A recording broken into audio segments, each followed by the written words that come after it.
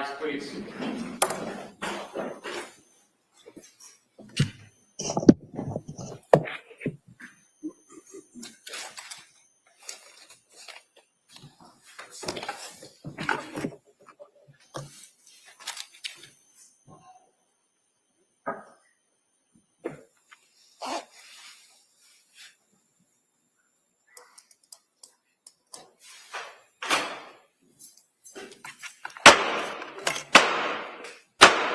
Hey, all persons having anything to do before the Honorable William Sullivan, Justice of the Superior Court now sitting in Plymouth, to before the Commonwealth, draw near and give your attendance, and you shall be heard. God save the Commonwealth of Massachusetts. This court is now in session. Please be seated. Good morning, Your Honor. May I proceed? Yes, please. Your Honor, before the court today, we have the continuation of the jury trial in the matter of Commonwealth versus Lindsay Clancy. Ms. Clancy is present. She is represented by Attorney Kevin Reddington, and the Commonwealth is represented by Assistant District Attorney Jennifer Sprague and Assistant District Attorney Shannon Buckingham. All right. Thank you, Madam Clerk. Good morning, members of the jury. Nice to see all of you. I appreciate you being here. So what I'm going to do is we're going to go over the questions that you know are coming, and then what we'll do is we'll get right back into the case. So the first question is: any member of the jury read, seen, heard, or overheard anything from any source about any aspect of this case that would affect your ability to be fair and impartial? Next question: is there any other serious matter or concern bearing on your service as a juror in this case that anybody needs to bring to my attention? Again, thank you so much for following those instructions. And so what we're going to do now is we broke yesterday. There was a witness on the stand who was testifying on behalf of the defense. We're going to return to that witness at this point. And so if the witness could retake the stand at this time. Yeah.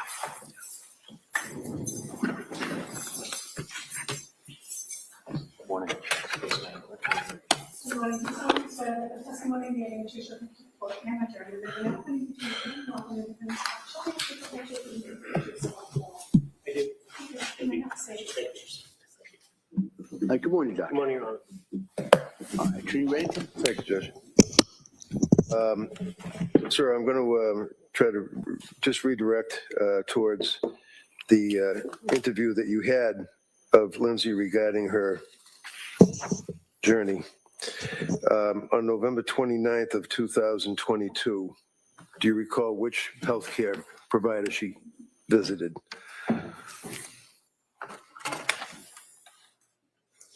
I believe that Ms. Clancy saw Ms. Gelada for treatment. That'd be nurse practitioner Gelada? Yes. Do you know what she complained on November 29th that her symptoms were? She was having issues with unstable mood, depression, and psychotic symptoms of disassociation. Did she also, on that date, November 29th of 22, complain that she had what is referred to as a flattened affect? Yes, and that was also paired with derealization. And what does that mean? That an individual experiencing derealization doesn't feel things are real when they look around. They don't think that what they're seeing is in the reality that they're in. Now, at this time, towards the end of November into early December of 22, she was living in Duxbury. Is that correct? That's correct. And she's living with her husband and her three young children, correct? Yes. And was the husband working? Yes. Where was he working? Pardon me, Attorney Reddington? Where was he working? He was working for Microsoft, but in a home office that was in the basement of the house. And she's obviously taking care of Callan the infant and Dawson and, Cora. Yes. And the kids were in school a couple of days a week in the preschool, the Little Sprouts or something like that, right? Yes. So did she improve at that point, sir, or did she end up going to South Shore Perinatal Clinic on December 2nd? She did not improve. She was getting worse. She did go to the South Shore Perinatal Clinic. And would that be on December 2nd? December 2nd, yes. And what was the reason, what were her complaints that brought her to South Shore Perinatal Clinic on December 2nd? She felt that her brain was damaged. She felt that she should kill herself. And she's never going to get any better. Did she also express fear that people could hear her thoughts and that anything adverse would happen in her life regarding being a mother and having children? Yes, that's called thought broadcasting.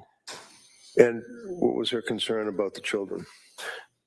Her concern was that when people could hear her thoughts, her children would be removed from her care. Now, and keep your voice up, please. Yes. Did she indicate, and I quote, that she had bad and intrusive thoughts, and she didn't even feel that they were like mine, telling me I should kill myself, my brain is damaged, you're never going to get better? Yes. And did that type of intrusive thought or persecutory thought continue for a period of time? Yes. So it got Did it worse. get so bad that she ended up doing something? Yes, that's correct. What did she do? She called the suicide hotline. And do you know when that was, sir? That was December 4th, 2022. Did she receive any help from the suicide hotline? She did not. Why is that? They told us she did not meet the standard of care because she And- did not have a plan. Did she call the suicide hotline again, if you're aware? Yes, she did. Do you know when that was? Was that in December? Yes, I believe that was perhaps the following week around the 15th, but I'm not positive about Did that. she receive help on the second call that she called the suicide hotline? No, she did not. Can you tell us at this point now, we're talking about in December, let's say towards December 15th or thereabouts, what were her symptoms at that time regarding any complaints or observations that she had about paranoia or things of that nature? Yes. She was having paranoid symptoms of psychosis, and she was getting more depressed. Did she make any comments about DCF or the police at that point? Yes. Now, to your knowledge, did she ever have any involvement in her entire life with the police? Never. And did she express that she was in fear or concerned about DCF and or the police in the middle of December 22? Very much so. What did she say? She was worried that her children would be removed from her and that she would never see them again. Now, at this point, what medication was she on?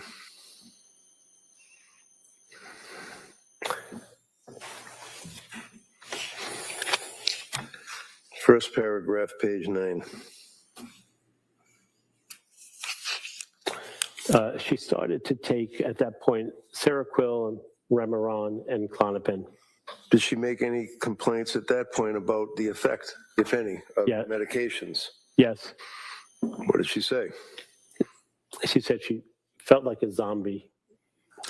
Did she present with any particular medical observation that you refer to? I'm not sure I understand your question. Well, paragraph 1 on page 9, you indicate she presented with anhedonia. Yeah. What does that mean? Anhedonia is a word that means without pleasure. When someone has anhedonia, they cannot enjoy life. They don't laugh. They have no pleasure.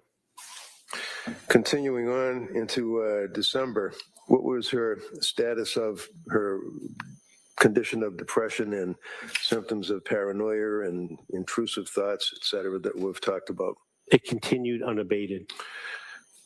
On December 15th of 22, right before the holidays, did she go somewhere? Yes, she did. Where'd she go? She went to the clinic in Rhode Island, Parents and Women's Clinic, partial day hospitalization program. And she didn't get any help there either, right? That's correct. Did she go at some point around that same time frame to Mass General Hospital? Yes, she did. Now, you knew that she worked at Mass General Hospital for 9 years, right? That's correct, in labor Wasn't and there- delivery. She wasn't there visiting friends, right? That's correct. Why was she there? She was there in the emergency room to seek help. Did she get help on that day? She did not. So after going to the MGH ER, at some point in December 30th, what did she do? She went back to the emergency room at Mass General. Now, for example, on December 15th, did Pat Clancy, her husband, get involved with her medical treatment? Yes. And do the medical records indicate that he did something with her? Yes, he brought her to the partial hospitalization program in Rhode Island. Did he also bring her to the Mass General Hospital ER? Yes, he did. Did he also bring her to see the doctor or the nurse practitioner, Gelater, and complain about the medication? Yes. So December 30th or 31st of 2022, she was admitted voluntarily to McLean, right? That's correct, yes. How long was she there for?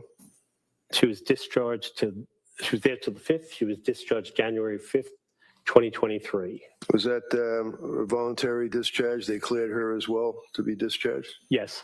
That was not what is referred to as AMA, or against medical advice, right? Yes. Yes, what? Yes, that's not AMA. It's not against medical advice. She was following hospital guidelines. She was discharged accordingly. And she wanted to go to her daughter's some function? She wanted to go to her daughter Cora's birthday party, which was held on the 7th of January. Now, at this point, what was her status? Was she weaned off of medication, or on her way to being weaned off of medication when she got out of McLean? I believe so, yes. She was being tapered down on her medication. And what was the medication that she was tapered down on? I believe it was Seroquel and Klonopin.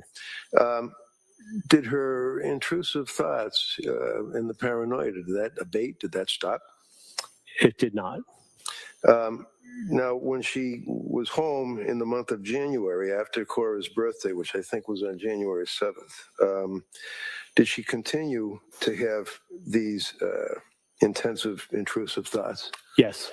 Can you tell us, when we say intrusive thoughts, is she referring to intrusive thoughts like you might think of something coming up next week that's bothersome, or is this a indication, in your opinion, to a reasonable degree of medical certainty as to what she was experiencing at that point in January of 2023? She wasn't just having everyday thoughts that we all have, reminding ourselves to do something, which we make note of, and then we move on. Intrusive thoughts are unrelenting. They don't stop. They're what we call ego dystonic. You don't want them. They keep interfering with your ability to get through the day. Did she have, at this point, intrusive thoughts continuing regarding voices in her head that she heard constantly? Yes. What were these voices saying to her? They were getting worse, and they were telling her to kill herself. And as January continued, she was, to your knowledge, using her computer to look up drugs and interactions and side effects and things of that nature? Yes. If a person is in a psychosis, or as I think you said, premorbidly psychosis, are they able to do things like look up things on a computer? Yes. And you aware that she actually at one point looked up, can you cure, I think, a sociopath or a psychopath or something like that? It was sociopath, yes. Is that indicative of her feeling that she is a homicidal maniac and has to have some help, or is that in the same time frame that she was Googling all of the effects of medications on a human being? Is it an objection? Yes. Yeah, sustained. So during the period that she was Googling, well, let me ask you, what was she Googling? Googling words about sociopath, sociopathy. Can you treat a sociopath? What are hallucinations? What else?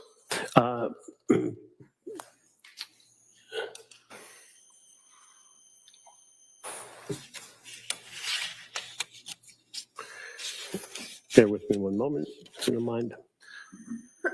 Well, you had a chance. Did you look at the Google searches that she had Yes. done that's in evidence, and the jurors were able to look at it? Yes. did she continue to Google the effects of medication, psychosis, numbness, heaviness, unable to, things like that? Yes. All things that are related to the way And if she a was person feeling. is in a psychotic state, are they able to continue to Google and use a computer to look things up? Yes. They're able to use a phone? Yes. They're People able- who are in that state can do things that they've done before. New tasks may be difficult, like changing a tire. But if you looked up things on the internet, you can look them up again. If you drove a car, you can drive a car. Now, the morning of January 24th, I believe she went somewhere. Is that right? Yes. Where'd she go? You should take her daughter to a pediatrician, a standing pediatrician appointment. And is it your understanding, to a reasonable degree of medical certainty, that a person who's in a psychotic state is able to drive a car for a short distance, go to an appointment, and interact and talk to people? Yes, they can do everyday tasks of living. So the fact that she's not talking about the unicorns in the corner, and she's not slurring her speech, and she's not unable to walk, to your opinion, to a reasonable degree of medical certainty, does that mean that she's not in a psychotic state? It does not. Would you tell us, after she took Cora to the doctors, and the jurors have had a chance to look at the exhibits, there's photographs between her and her husband, Pat, back and forth. In the afternoon, what did she do? She built a snowman in the backyard Did with she two of her kids. later in that day Google directions to a restaurant, 3B restaurant, I believe? Yes. Is that something that a person can do when they're in that type of a state?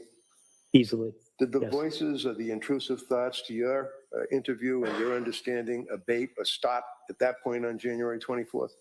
No. Did they continue? Yes. And did she communicate by text with her husband about getting dinner and getting something from CVS? Yes. And what was it? Was it Pedialex? Pedialac or Flexlax, it's a stool softener for her child. And that's something that was prescribed by the doctor, right? Yes. Does that make sense, that if somebody is in a state where they're having these symptoms, that they're able to remember that the doctor wanted the child to have Pedialex, and she tells her husband to get Pedialex? Yes. It does not interfere with that type of everyday living. She indicated to you, sir, that that evening after the husband had, oh, by the way, was it your understanding from talking to her that the husband had taken trips, gone away for weekends, gone on ski trips, had brunches with his friends, and was out of the house on a regular basis? Yes. That night is when the children were killed. Is that correct? Yes. And we've heard repeatedly about the circumstances of the going out the window and the weather and the damages and the injuries and going to the hospital. Doctor, based on your review of all of the medical records, did you administer any testing, by the way, to her? Like you were talking about psychological testing? Yes. And what were the psychological tests that you performed? Initially, I did a mini mental status exam, MMSE. It's just a common test Wait a about minute. orientation. I'm sorry, I didn't understand that. Oh, NSE? What is that? MMSE, mini mental status examination. Very common test Okay. demonstrating whether someone has a field of knowledge, who's the president, what direction should travel, and basic things like where are you, what day is today, who are you? And then I did another test as well. What other test was that, sir? That's the HARE psychopathy checklist, HARE. What does that do? That's a measure of antisocial personality disorder. And do you have an opinion to a reasonable degree of medical certainty based upon the scale that you use to assess whether or not Lindsay Clancy had anti-personality disorder? Yes. What was the result? The result is that she does not have any type of antisocial personality disorder, also known as sociopathy. In addition to reviewing the medical records and testing and meeting with her, did you also interview third parties? Yes. Is that referred to in the psychology as collateral contacts? Yes. and you reviewed and interviewed a number of people in her family or friends or people in her social circle. Is that correct? Yes. Can you tell the jurors, sir, to a reasonable degree? Well, let me ask you this. Are you familiar with Mass General Hospital doing a major research program on postpartum psychosis? Yes. And did they publish an article, a significant article, regarding the circumstances, symptomology, and things of that nature of postpartum psychosis? Yes. And would you agree, sir, that the symptoms of postpartum psychosis would be depression? Is that one? Yes. Did Lindsay, to your opinion, have depression? Yes.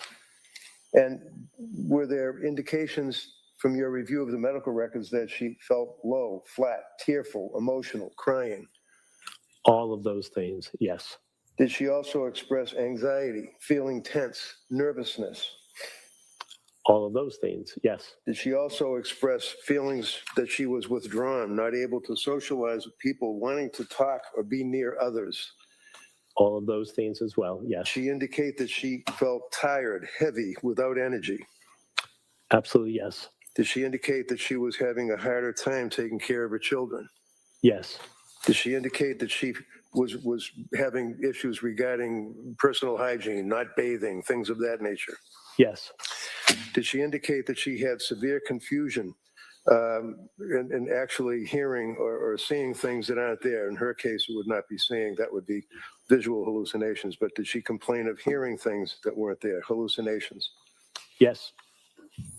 Did she complain of thoughts and beliefs that were not within reality and that she was in a disassociated state out of reality? Yes. Did she indicate that, did you observe that there were circumstances where she exhibited increased energy, activity, productivity, otherwise known as hypomania? Yes. Did she complain that she had racing thoughts, a quote, busy brain, end quote, increased creativity? Yes. And when she said in your review of the medical records that she was having a busy brain, did she express the fact that she would get confused and that she thought her brain was damaged? Yes, that's correct. Was she restless and agitated, unable to keep still, Yes. unable to sleep? Yes, extremely unable to sleep. So can you tell this jury, sir, in your opinion, to a reasonable degree of medical certainty based upon all of what you have reviewed, all of what we have talked about, all of what you have considered, as to whether or not at the time of this incident resulting in the killing of these 3 little kids that she was suffering from a mental disease or defect, such as that she lost substantial capacity to appreciate the wrongfulness of her act, or in the disjunctive, was unable to conform her conduct to the requirements of the law? Yes. Tell the jury what your opinion is, please. My opinion is that she did have indeed a mental disease or defect. That's a legal construct, not a DSM-5 one, but she had bipolar disorder with postpartum psychoses. In addition, she was unable to conform her behaviors to the rule of law, and she had no appreciation for the wrongfulness of her act. Thank you, sir. You're welcome. All right, Kamal?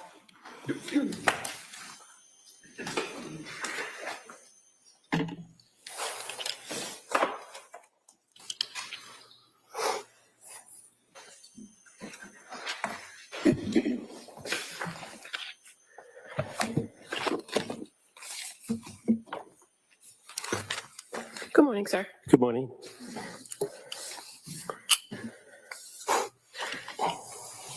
So yesterday, when you first took the stand, Attorney Reddington asked you a little bit about your background. Recall that? Yes. And you, in this field of being a psychologist and a forensic psychologist, you circulate a curriculum vitae where all that is outlined. right? Yes. And fair to say, you testified yesterday, and on your curriculum vitae, you speak briefly about the fact that you have previously testified for the Commonwealth, you said, as well as for the defense, correct? Yes. You referred to defendants and respondents, right? Yes. And so one of the things that you've done in the past is to be what's called a qualified examiner, right? Yes. You are currently not actively doing those examinations, are you? I actually have done one, but I don't actively do that anymore. Okay. And so in those respects, is that when you say you testify for the Commonwealth, is that primarily the work that you would do where you say you testify for the Commonwealth? Yes. And in those evaluations that you do, is it fair to say that you're actually an independent contractor with a company that contracts with the Department of Correction on those cases? Those are what qualified examiners are. That's correct. That's how you become a qualified examiner through the DOC. Right, and you're an examiner, a qualified examiner, is retained or takes work in doing evaluations in order to perform independent assessments, are they not? Yes. So they're not hired by the Commonwealth. They are, because the company that retains the qualified examiners is hired by the Commonwealth, and these forensic psychologists are then appointed cases to do these types of examinations. So it's under the big umbrella of the Commonwealth. So yeah, big umbrella Commonwealth, meaning Department of Correction, an agency that is under the seal of the Commonwealth of Massachusetts. But as far as when we talk about Commonwealth, like Commonwealth versus Lindsay Clancy, that's the prosecution. In those proceedings, the Department of Correction sometimes is the moving party, right? Yes. And sometimes it's the district attorney's office who's the moving party. Yes. But it's never the defendant who's the moving party. Never. And in those types of proceedings, sometimes if you opine a person is what they call sexually dangerous, you would testify for the Commonwealth, right? Yes. And if they're not, or if you find that they're not sexually dangerous, you'd testify for the respondent. Yes, we're neutral. So you're not Testify with the testifying facts. for the Commonwealth. You're, as in the prosecution, you're testifying under the big umbrella of the Commonwealth. I think it's a matter of semantics, because if you do an evaluation and you render an opinion that this patient is sexually dangerous, when you testify, you are working with the district attorney's office and you review your case with the DA. And the way I see it is that you're testifying for the Commonwealth as an independent examiner, but on that day, you're testifying for the Commonwealth or that DA's office. And you haven't done that work in closely a decade, fair to say? No, that's not true. Well, pre-pandemic, correct? That's not true. So when was the last time you testified for the Commonwealth, meaning the prosecution, in an SDP proceeding? So I was assigned a case through Suffolk County, the Sexual Dangerousness Unit, by ADA, Kelly Ryan, Kelly. And I did that evaluation on July 2nd, 2026. And have you testified at a probable cause hearing for that? No, I wrote a report which was in lieu of testifying. Where you opined that somebody was sexually dangerous? Yes. Okay. Fair to say, though, the majority of your work here in Massachusetts over the last few years is contracted with the Committee for Public Counsel Services, correct? Yes. And for the fiscal year of 2024, you were paid by CPCS in the open checkbook for approximately $340,000 worth of time and work. That's about right. We get paid a fixed rate. It's a government rate that's assigned to all examiners. And for the fiscal year of 2025, it was approximately $300,000 that you were paid through the Committee of Public Counsel Services. That sounds about right. You also indicated yesterday that you have known Attorney Reddington for a number of years, correct? Yes. Fair to say you've done quite a bit of work with him over the years? That's an expansive term, but It I just work with requires him. a yes or a no. Yes. And you've also testified that you have your doctorate in clinical psychology, right? Yes. And you testified yesterday, or you told us a lot about your military experience, but as you sit here today, you are not a prescriber of medications here in the Commonwealth, are you? I am not. You And don't I was not yesterday either when I was asked about that. Right. You told us all about your experience in the military and having that limited ability to prescribe years ago. But as far as you sit here today and in your evaluations that you do today, you don't do forensic psychiatry evaluations, do you? That's correct, but I just want to clarify for a point of accuracy. I was not in the military. I worked for the Department of State. I believe I said your work with the military, but thank you. So in here in Massachusetts, you conduct primarily you conduct evaluations in forensic psychology, correct? Yes, for the most part. And you are aware that there are particular standards for forensic psychologists working within the criminal justice system, right? Yes, but just to be a little more clear, forensic psychologists such as myself also work for police departments doing evaluations for fitness for duty. So although they are law enforcement, they're not engaged or accused of any criminal activity. Well, I'm referring to your role when you come into the court and you testify as you are today as a forensic psychologist.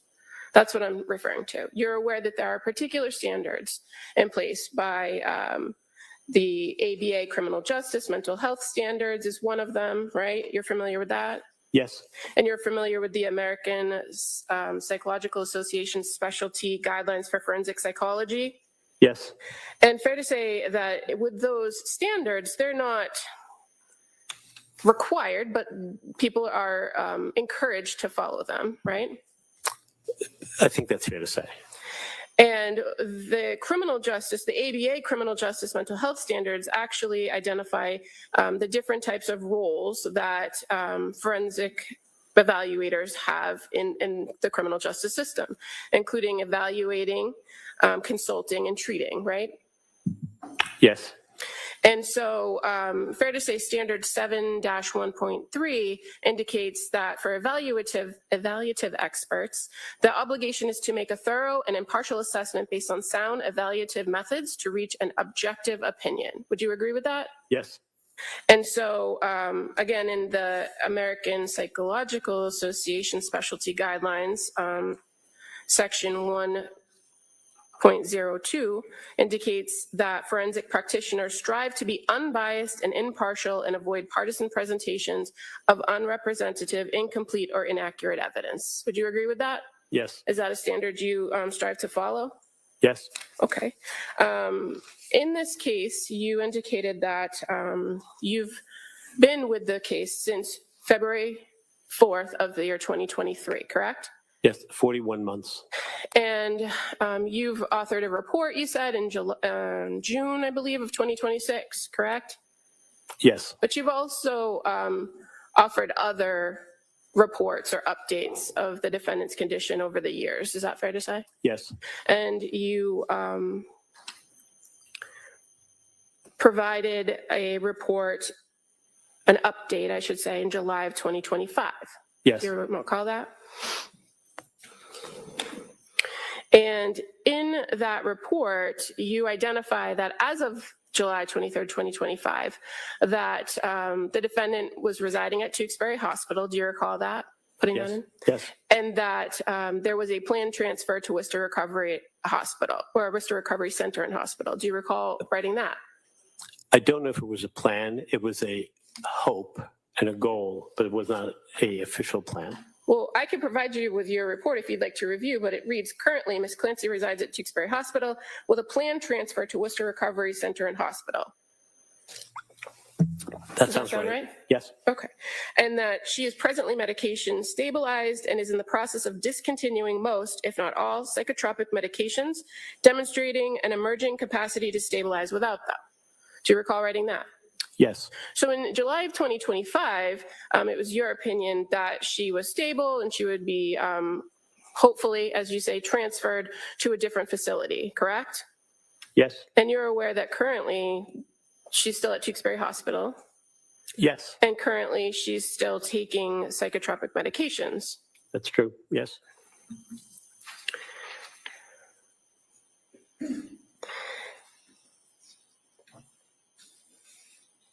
I think you also write in that report,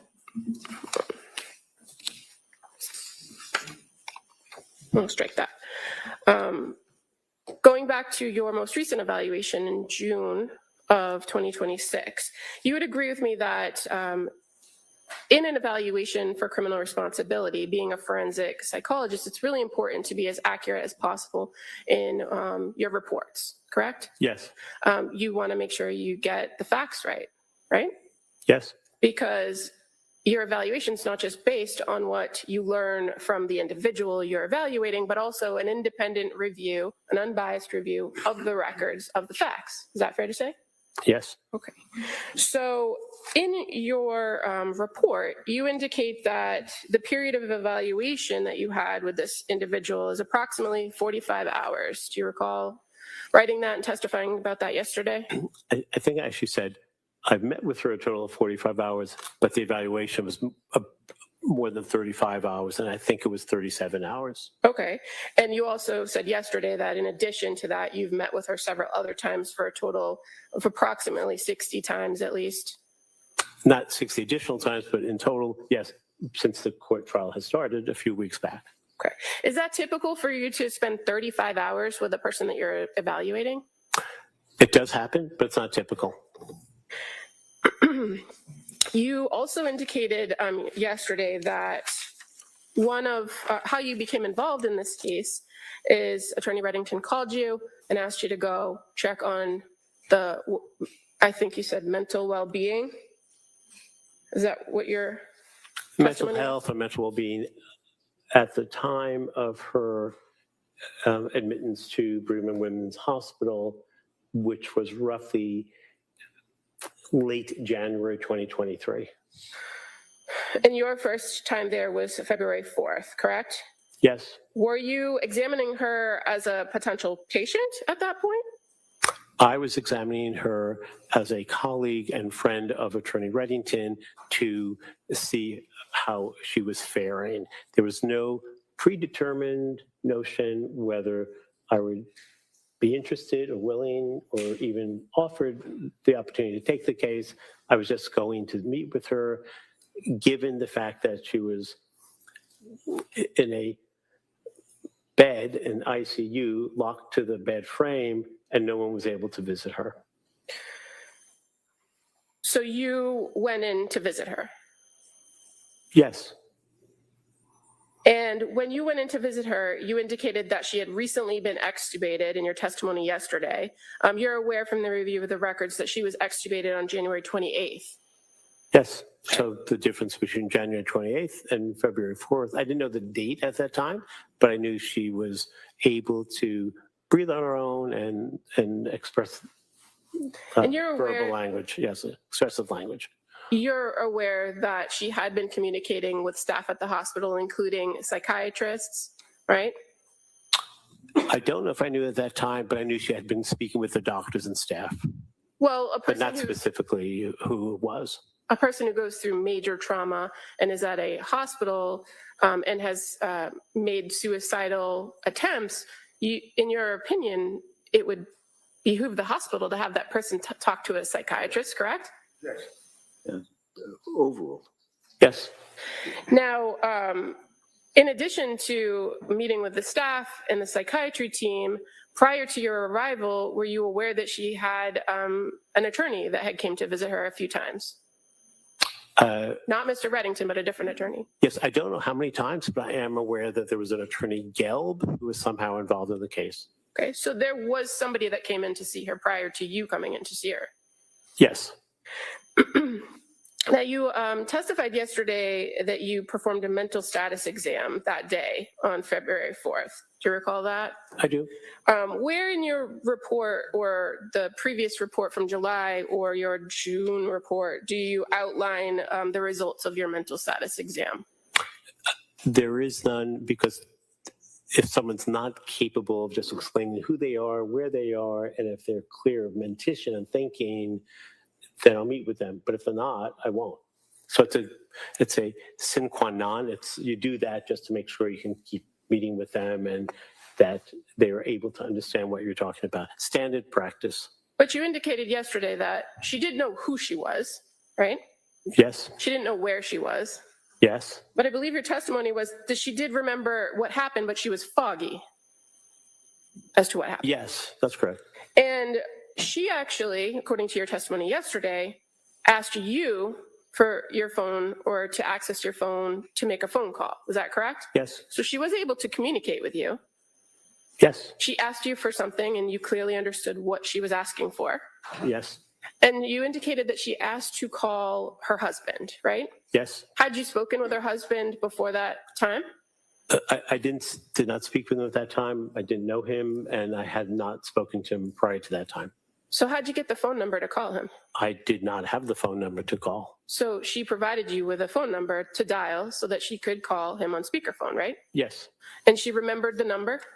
Yes. And so you indicated on that day, on February 4th, that she left a voicemail, right? Yes. So in that voicemail message, were you able to identify that it was Patrick Clancy's phone? Did it say, hey, this is Pat, leave a message or something to that effect? I don't remember the salutation from the voice recording, but there was no evidence that it was not Patrick Clancy. And as far as her confidence in the number, she gave it to you with no issue, did she not? That's correct. She didn't have her own cell phone to refer to, did she? That's correct. Or a pad of paper where all the numbers were written down? She didn't. You indicated that she left a message. Do you recall what the message was? She expressed a love for him, wanted to know how he was doing, and that was pretty much it. And again, you said that you didn't write down what the mental status exam was, but the fact that she was able to relay that message, was it clear and coherent what she was saying? Yes, mental status exams are multiple levels. Different things are asked. If you don't know where you are, it doesn't mean you can't have a conversation with someone. And she was able to have a conversation with you that day. Yes. Now, you said you went back on February 6th and met with her again, correct? Yes. And you guys made another attempt at calling Patrick. Yes. Again, did you remember the number? No. Did you have it stored in your phone? No. Did she provide you his phone number to call? Well, it was in my phone. I could just look it up on my phone. I didn't write it down. I didn't enter his name. Either she gave it to me again, or I just looked it up from 2 days prior. But you don't recall, as you sit here today, which it was, do you? No. And you didn't write a report about that interaction, did you? I did not. So in the second phone call, you were able to actually hear that she was talking with Patrick on the other end, right? Yes. And at that time, when you were now second time meeting with her and having this phone call, were you aware that she had already changed her healthcare proxy from Patrick to her parents? I did not know that. Did you talk to Patrick in between the 4th and the 6th to find out if he had tried to come in to visit her? I didn't speak to him at all, so I knew nothing about what his plans or intentions were. Your testimony yesterday was that she had called him to tell him that she loved him and to see where they were at, right? Yes. That was your testimony? Meaning what, their relationship? That I made no interpretation of what that meant. She left the message, and we left it at that. But in that subsequent conversation that you were a witness to where they were speaking on the phone and she told them about these voices or explained about the voices, did she ask about the kids?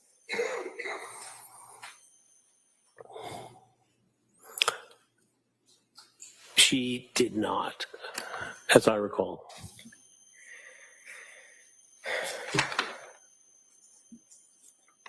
Now, in all of the times over the course of the last few years that you've met with Miss Clancy, how many times has she told you since the incident that she's heard a voice currently? She has not heard voices since the event took place in 2023.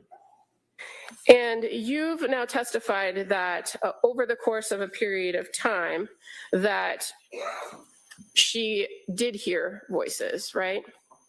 Yes. And is that based on one of these 35 hours worth of conversations you had with her? How do you know that? Well, they were collateral contacts.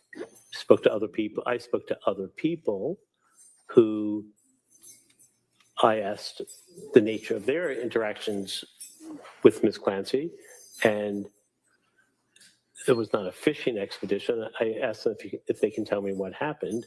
Well, I'm asking But they you. disclosed, pardon me, You have to let him finish. so they disclosed information to me that Ms. Clancy shared that information with them.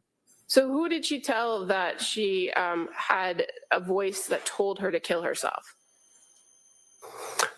She spoke to a chaplain named Sheila Kavanaugh, who I spoke with, and Chaplain Kavanaugh told me that Ms. Clancy told her that she heard a male voice instructing her to first kill her children and then to kill herself. So the same message that she delivered to Patrick that day on the phone, you heard from a chaplain at Brigham and Women's Hospital after the incident occurred in January of 2023? Yes. And so from all of the records that you reviewed of her treatment and all of the interviews with her family, who did she tell that she heard voices telling her to kill herself? I believe she told family members. Which family members? I believe she may have said that to her mother. She, I believe, told her husband that she felt like killing herself as well. In the records with the providers, you're aware, you've reviewed them all and you've sat through all of their testimony. You're aware that when she described intrusive thoughts, she never referred to them as a voice telling her to kill herself, did they? Did she? No, she was referring to. It's just a yes or no? No. So as far as her reports of these intrusive thoughts that appear over and over in the notes, you would agree that it was simply, when asked about what they were, it was simply that she felt like she wanted to die, right? Yes, and It's just a yes or no. yes. Now, in your report, you go through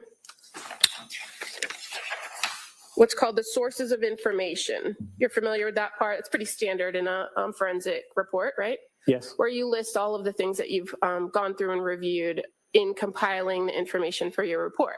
So in my sources of information, I reviewed the following, but that list is not limited to the following. So there might be other pieces of information that I may have reviewed, but didn't put on the list. Okay, so not on the list are the Tewksbury Hospital records that you said you reviewed recently, correct?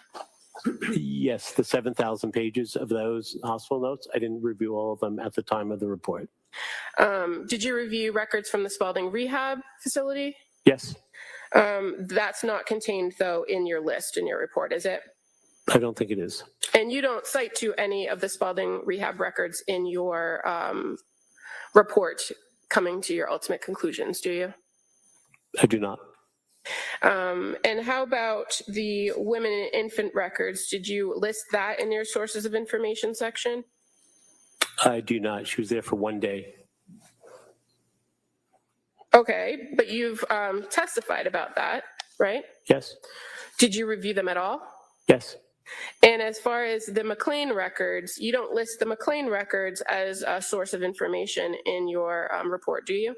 I did not, but I did review them. Now, you've described, and you describe in your report, that you believe that Ms. Clancy was hypomanic, right? Yes. And I believe you testified to some extent, and you've written in your report that you identify her as euphoric, excessively energetic for 3 months postpartum. Do you remember writing that in your report? Yes. That you note that she exercised early, right? Yes. But you're aware that she exercised pretty frequently before birth Yes. and while pregnant with Callan. And while post-pregnancy with her children as well, yes. So it was part of her routine, fair to say, right? It's part of everyday living. Things sometimes change when you have a baby, and a few weeks later, if you're still doing the same exercise, it's sometimes a reflection of something other than committed to fitness. And you identify what you refer to as a marketing scam, being that Beachbody business, right? Yes. But you're aware that that's a series of workouts in a line of nutritional shakes and exercise plans that millions of people engage in across the country. Yes. So it's not a scam. It's just a way of That's a lifestyle choice. If you do something for marketing and you lose all your money and there's no effort to get that back, it's a scam. Yeah. You've asked them, you can kind of figure out what his definition is. So, Did she tell you she lost money with the Beachbody? Yes. When was that? It was summer of 2022 after her third child was born. No, when did she tell you that When she did lost money? I don't recall that. And is it in your report? It may be, but I'm not sure. Well, I have it with me, or do you have it up there? Can you look and point to me where she told you, at what point she told you she lost money in this endeavor?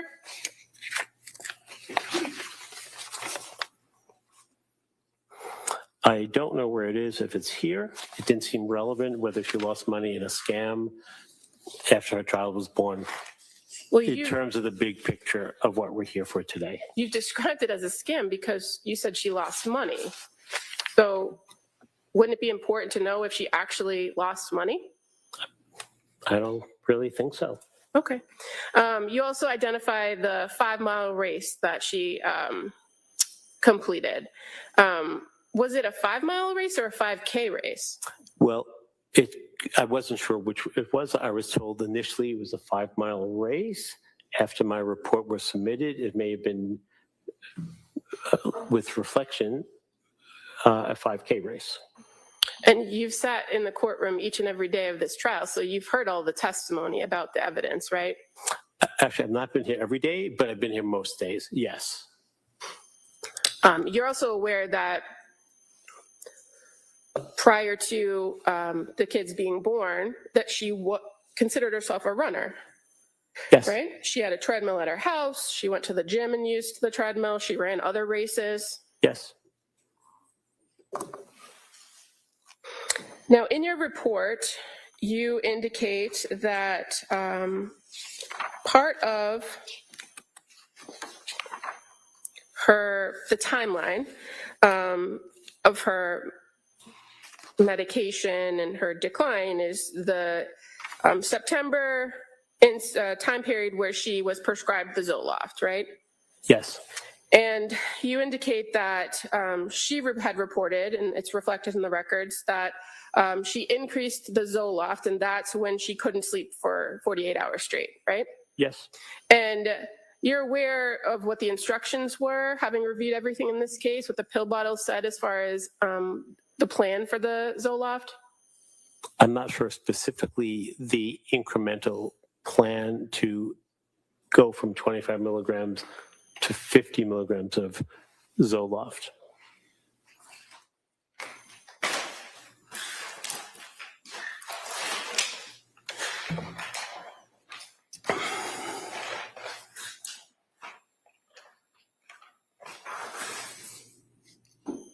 Well, I have the bottle, exhibit number 2.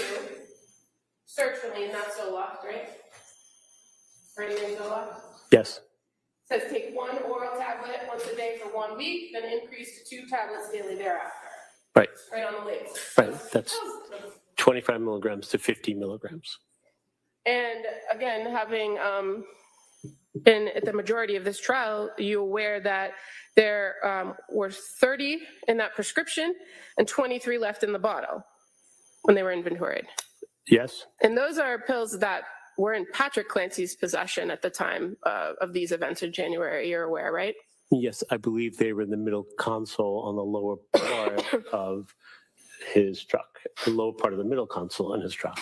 So if there's only 7 pills missing from a prescription that requires the person to take a particular dosage for 1 week or 7 days, how did she double the dose? Well, sometimes when you are given medication, you may have medication of the same exact dosage and the same exact medication another time, and you therefore may have pills that you didn't take the previous month or the month before that, and sometimes people just finish what they've had before and before they go on to the most current dose. So I am aware of what you're referring to, but I don't know if there are other bottles there that she may have had medication still in those pill bottles. Well, I'm looking at exhibit number 1, a record from CVS Pharmacy, which all of these bottles are from. And the only time a prescription for sertraline is filled is on September 15th, 2022 for 30 pills. You aware of that? Yes? So there's no prior prescription for sertraline, is there? I don't think so. Now, in your report, you also refer to 1129, and your report on page 8, paragraph 2 says on 1129, Paula Gelada. Is that supposed to be Rebecca Gelada? Yes. Okay. So it also says that she prescribed Seroquel to treat Ms. Clancy's anxiety, depressed and unstable mood, and psychotic symptoms of disassociation and derealization. Where is that in Rebecca Gelada's record that that's why she prescribed Seroquel? I'm not sure. And in fact, you were present when Ms. Gelada testified and said that she prescribed it at 25 milligrams for insomnia, not for anxiety, depression, unstable mood, or psychotic symptoms. Did she not? It's used off-label. It's sometimes medications are made for many things. Sometimes they're used off-label, not for what they're prescribed for. So that's a medication that is used for sleeping, although it's an antipsychotic. But you're aware from reviewing the records and hearing testimony that that initial prescription was for a 25 milligram dose, correct? Yes. I know you're not a prescriber, but you're aware that a dose for treatment of bipolar is significantly higher than 25 milligrams. Yes.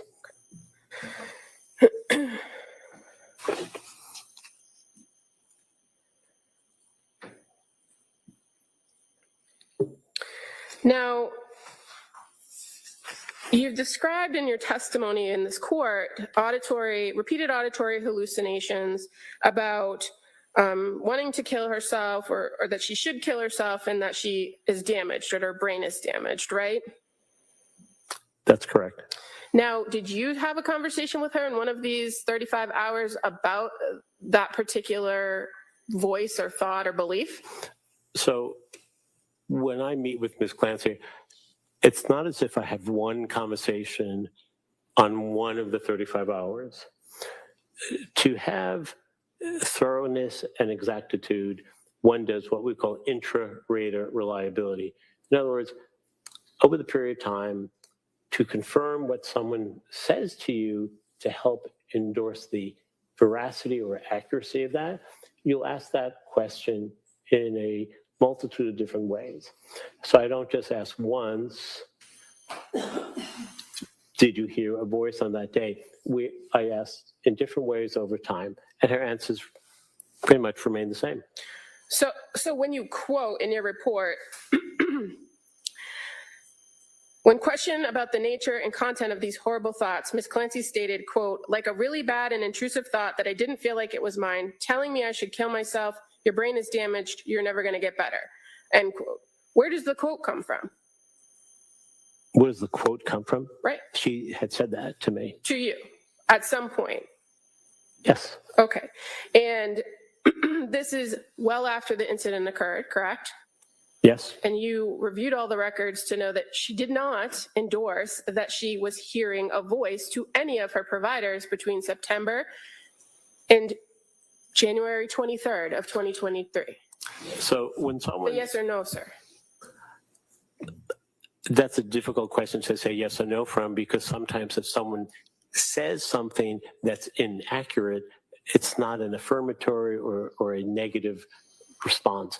That's misleading. My question to you, though, was where in the records from September to January 23rd or 2022 did she tell any of the providers she saw that she heard a voice telling her to kill herself?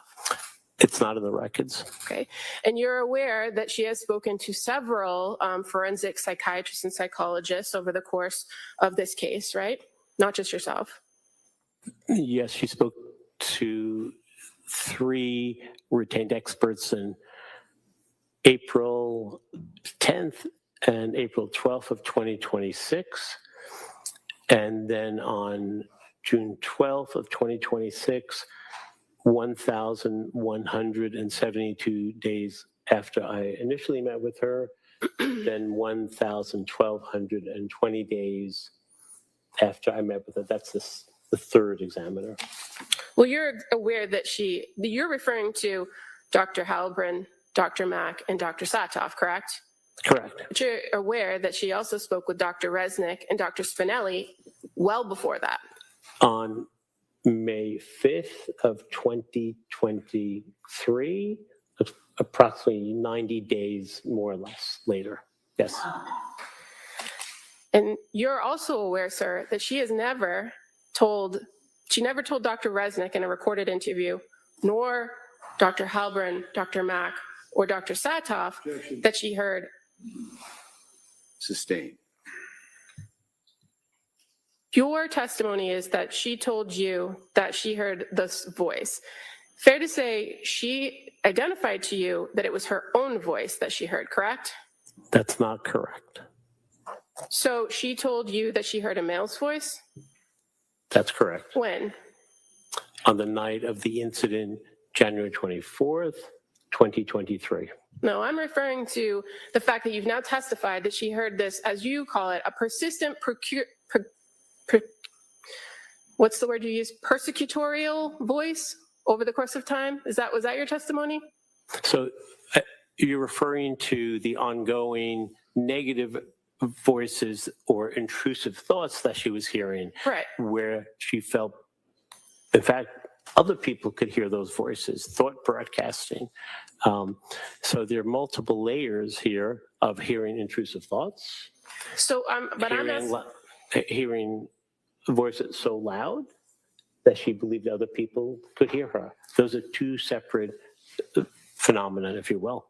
In those voices that you are saying she told you she heard about wanting to die or to kill herself or her brain was damaged prior to January 24th of 2023, did she say it was her own voice she could hear? It was her own thoughts? She did not identify whose voice it was. Fair to say the only time she specifically said she heard a male voice was when she recounts the events on January 24th of 2023. Yes, that's accurate. And you'd agree that there's a difference between the idea that somebody believes their thoughts would be or could be heard by others and the belief that they are being heard by others, right? Yes, it's a matter of semantics, and it's a level of degreeism. Believing and knowing, 2 totally separate things. And believing, having a fixed belief like that would be a delusion, right? That's correct. A delusion is a fixed false belief that is unshakable and not something you get rid of either through your own efforts to tell the voice to go away or other people saying, just, for example, try to stop thinking about it. And the idea that she believed that something was wrong with her brain, or that if people could know what was happening, that the police might get involved, that is something that could happen if somebody articulates those things, right? Absolutely. It's common sense. Now, in your report, you also indicate that, in your testimony, you indicated that on January 5th of 2023, that's when Ms. Clancy was discharged from McLean Hospital, and I think your testimony was that she went in there on Seroquel and I think you indicated Klonopin, correct? Yes, And your report says Seroquel and Klonopin. You recall that? yes, You're aware that based on the medication journal that is in evidence, that she hadn't taken Klonopin since November 27th of 2022. she had a prescription for that, and I think she may have taken some, but may not have been on a regular basis. But you've seen the pages of her journal to know that she's pretty diligent about saying exactly what she took on each particular date, Yes, leading up to her stay at McLean and even after. yes.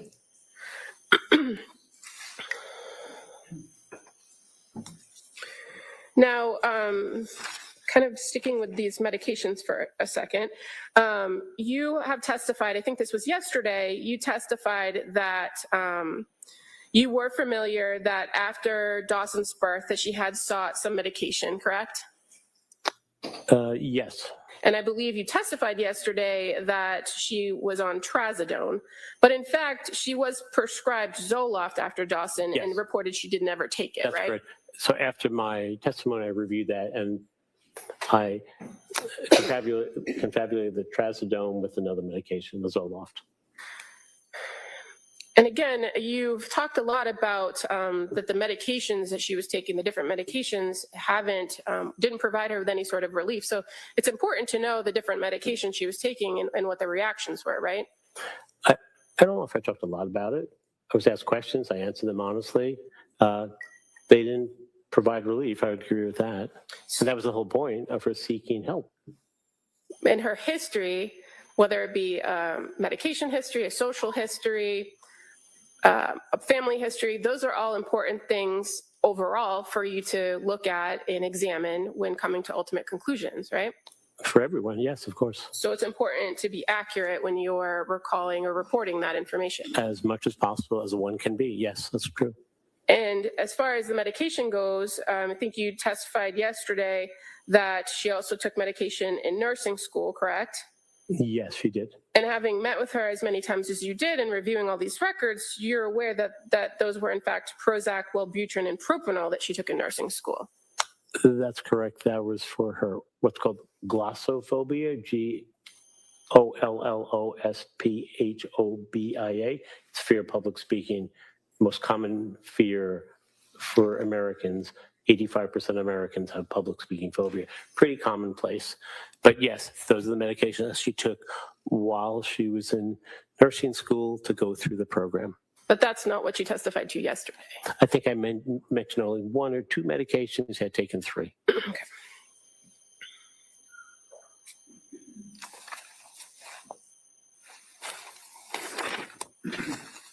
And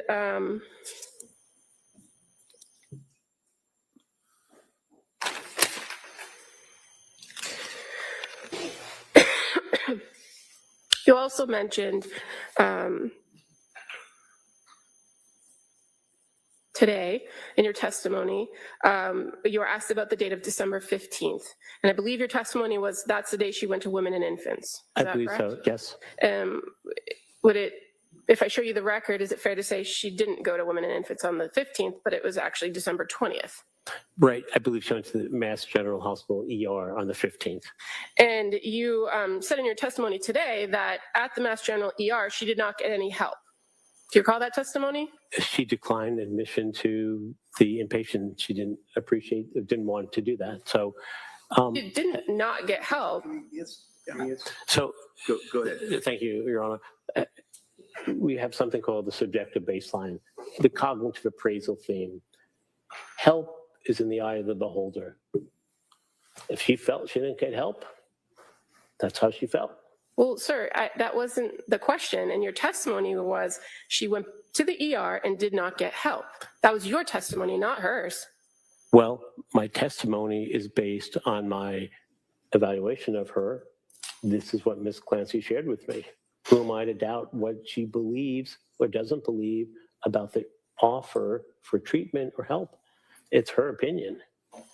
She chose to decline the bed at McLean on December 15th, did she not? Yes.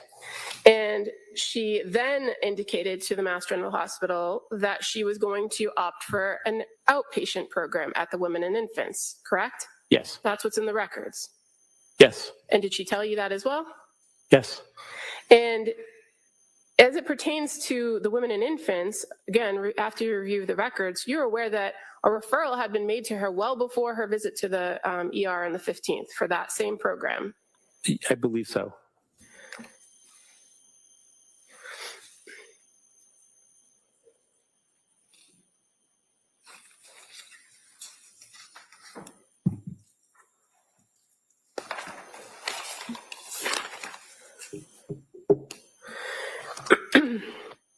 Now, you've indicated in your testimony that it's your opinion that her diagnosis is bipolar disorder with psychotic symptoms, correct? Yes. And fair to say, you've reviewed, prior to your report, you had reviewed Dr. Resnick's report. I'm not.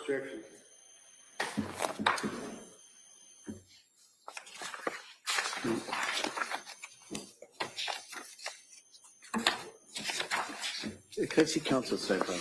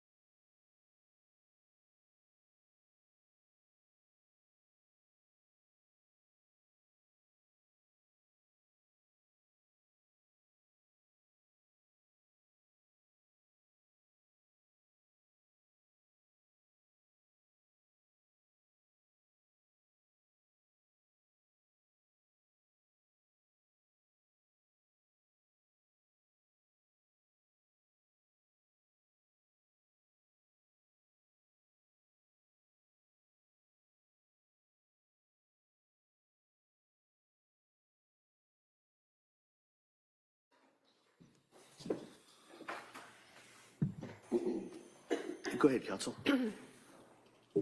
So the question, I believe, was, did you review a report of Dr. Resnick in all your sources of information and before you came to a conclusion about diagnosis? No, I did not. Well,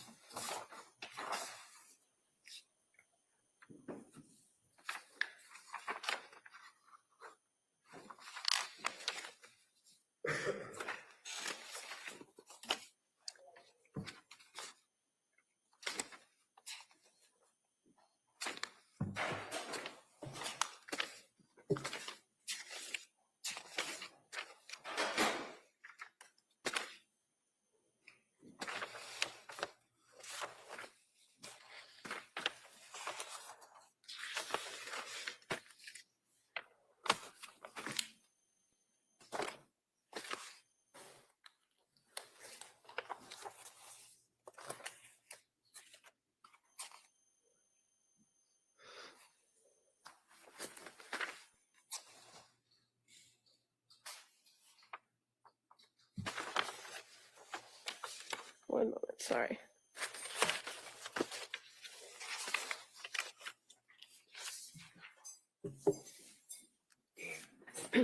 On page 4 of your report, where you... One second.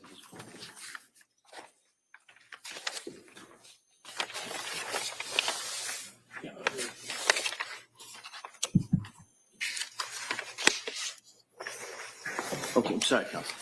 On page 4 of your report, where you list the sources of information, you do identify as number 24, forensic psychiatric evaluation of Philip J. Resnick from 9/27/24, do you not? I do. And so that's something you reviewed. I didn't draw my opinion. That wasn't the question, sir. Well, All right, hold on. Ask the question again. Go ahead. Did you review his report? That's not the question.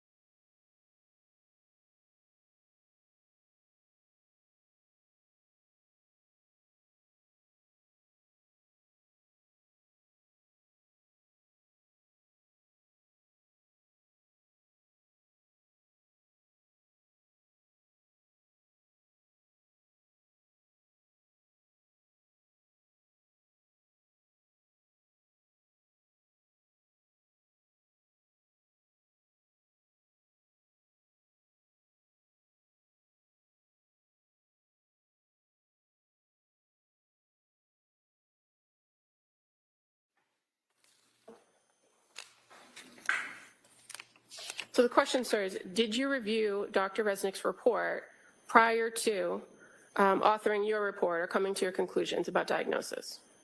I reviewed part of that report. And in my report, I perused through the reports. I did not review all of that report from Dr. Resnick or Dr. Spinelli, for that matter. Okay. Now, in talking about your review of records, you indicated that there are several thousand pages of Tewksbury Hospital records, correct? 7,001 page. And did you review all of those? I would say I looked through them, but I did not read every word on every page. They do have a tendency to hang together and are replicative as well. Were you aware that on May 26, 2023, that the defendant was observed by staff in a note stating that she was visible along the unit hallways, self-propelling her wheelchair with her one-to-one staff, that she had a visit with her mother who brought dinner for her, they ate and played games during the visit? Are you aware of that? On May 26th. May 26 of 2023. May 23. So 3 years ago and a few months. I don't know that. I don't remember. That would have been approximately 4 months after the incident and on the date of Callan's first birthday, right? Yes, but you asked if I remember that event, and I don't. You don't, or you do? I don't remember that she was seen with her mother on that day who brought food, and she was seen using a wheelchair to travel down the hallway at the hospital. I don't remember. If I tell you that was read from page 176 of the Tewksbury Hospital records, would you agree with that? I would not doubt that.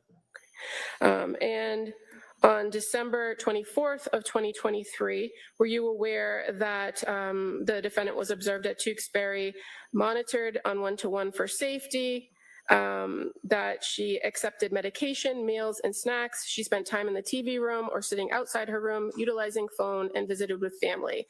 Do you recall that, reading that note on page 613 of the Tewksbury records? Of 2023? Yes.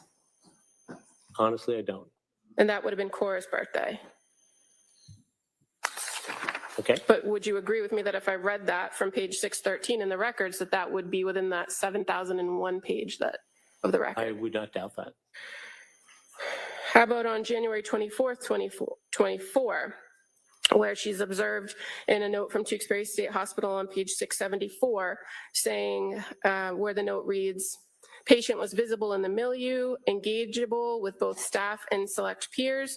Patient accepted select medications as her baseline, that she was pleasant during interactions, self-propelling in wheelchair in the halls, spending much of the morning and early afternoon in her room and hall on her electronics. Do you recall reading that record? Not specifically. And January 24th, 2024 would have been the year anniversary of the incident, correct? Yes. But if I read from page 674, you would agree with me that that's part of the Tewksbury record. Yes, I believe it's part of the record. And on May 26th of 2024, from page 922 of the Tewksbury record, patient monitored one-to-one for safety. She's been monitored for high suicide risks, accepted medication, says BFK and snacks. She spent some time in the TV room or sitting outside her room utilizing phone. Would you agree that that's a fair reading of page 922?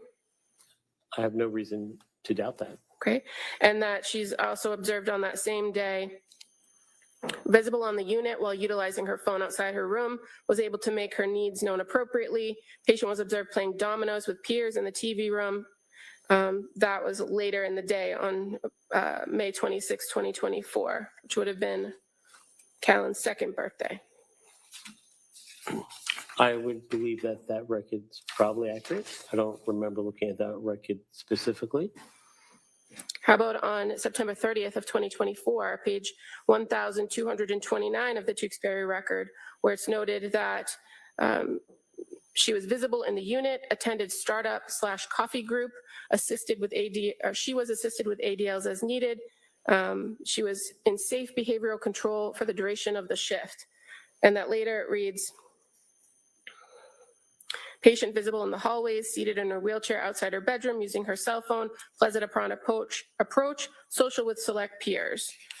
That would have been on September 30th, 2024, which would have been Dawson's 5th birthday. Do you recall reviewing that in the record? Not off the top of my head, but I have no reason to doubt that it's not an accurate record. December 24th, 2024, page 1442 of the Tewksbury records. It says the patient was visible on the unit utilizing her phone. Her parents were in to visit and they brought dinner with them. Patient accepted medications and fluids. Patient in good behavioral control, maintaining safety. No SIB noted or reported. What do you have reason to doubt that that's on page 1442 of the Tewksbury record? I have no reason to doubt that that's not an accurate reflection of what took place that day. And what's SIB? Self-injurious behavior. And so December 24th, 2024, that would have been Cora's 7th birthday, right? Yes. So January 24th, 2025, from page 1514 of the Tewksbury records, where it reads inpatient treatment goal, to work on my mental health and to feel better. Says she participated in morning ADL routine with staff assistance. Patient was visible on the milieu at times in the hallway utilizing her phone. No SIB has been reported this shift. Does that, do you have any reason to doubt that that's contained on page 1514? I have no reason to doubt that. And the further observations on that day were that the patient was visible on the unit. She was social with select staff and peers and also seen utilizing her phone. Her parents were in to visit and brought her dinner, and they brought dinner with them. That was, again, on January 24th, 2025, which would have been the second anniversary of this incident, correct? Yes. May 26, 2025, page 1782 of the Tewksbury records. It says,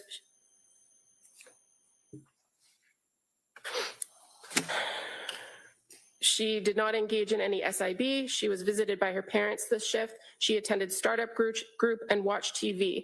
That would have been on May 26, 2025, which would have been Callan's 3rd birthday. Do you have any reason to doubt that in the record? I have no reason to doubt that. And on September 30th, 2025 of the Tewksbury record on page 2056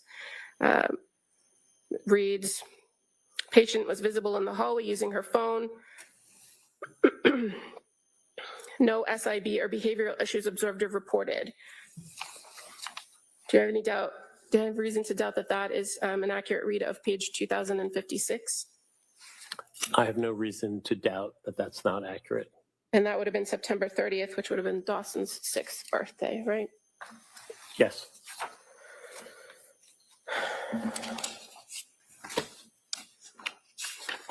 And on December 24th of 2025, page 76 of the patient notes in the Tewksbury Hospital records, it reads, ate breakfast, refused lunch, took snacks, utilizing phone, assisted with ADLs, spent some time in the TV room, attended PT, resting in bed after lunch. Do you have any reason to doubt that is contained within the Tewksbury records on page 76? No. And December 24th would have been Cora's 8th birthday, correct? Yes.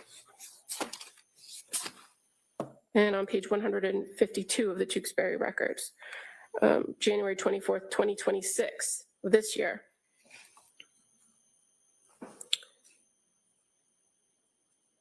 Patient observed for safety, assess mental status, encourage safe behavioral control, monitoring for abrupt behavior change and attempt to prevent escalation or self-harm, encourage patient to participate in groups. That on this particular day, she was also observed compliant with meds, ate breakfast, participated in coffee group, visible in the hallway utilizing her phone, later visited with parents, and had an early lunch. That was on January 24th of 2026. Do you have any reason to doubt that's within the records? No. And that she was later observed to not have any SIB or behavioral issues, again on January 24th, 2026. Do you have any reason to doubt that's contained within the Tewksbury records? No. No. And again, you reviewed or looked at some of them, but not every one of these. But these are already currently in evidence, correct? Yes. Your Honor, I would move to admit these excerpts as the next exhibit, please. Any objection? No problem. All right, that may be admitted.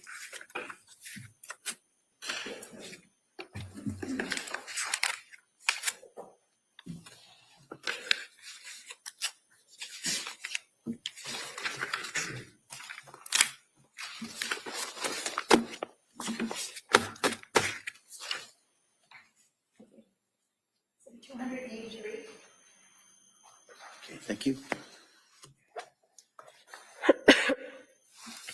And Dr. Zeizel, as far as the records that I just read in, do you know if in those records it indicates that she slept well on all of those occasions? I wouldn't know. I don't know how. Well, you would agree that noting her sleeping habits based on this particular individual's history would be an important thing for the hospital to monitor, correct? I would agree with that.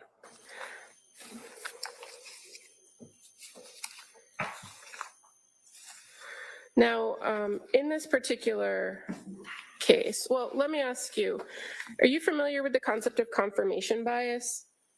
Of course. And fair to say it's pretty prevalent in most areas of science and forensic psychology and psychiatry, correct? It courses all domains of work and life. And as far as confirmation bias for psychiatry or providers, fair to say that clinicians are warned that they may lean towards or support their own theories and overlook contradictory evidence. And that you have to be aware of that, correct? Yes. And again, in forensic psychology, the goal is to render an objective opinion, right?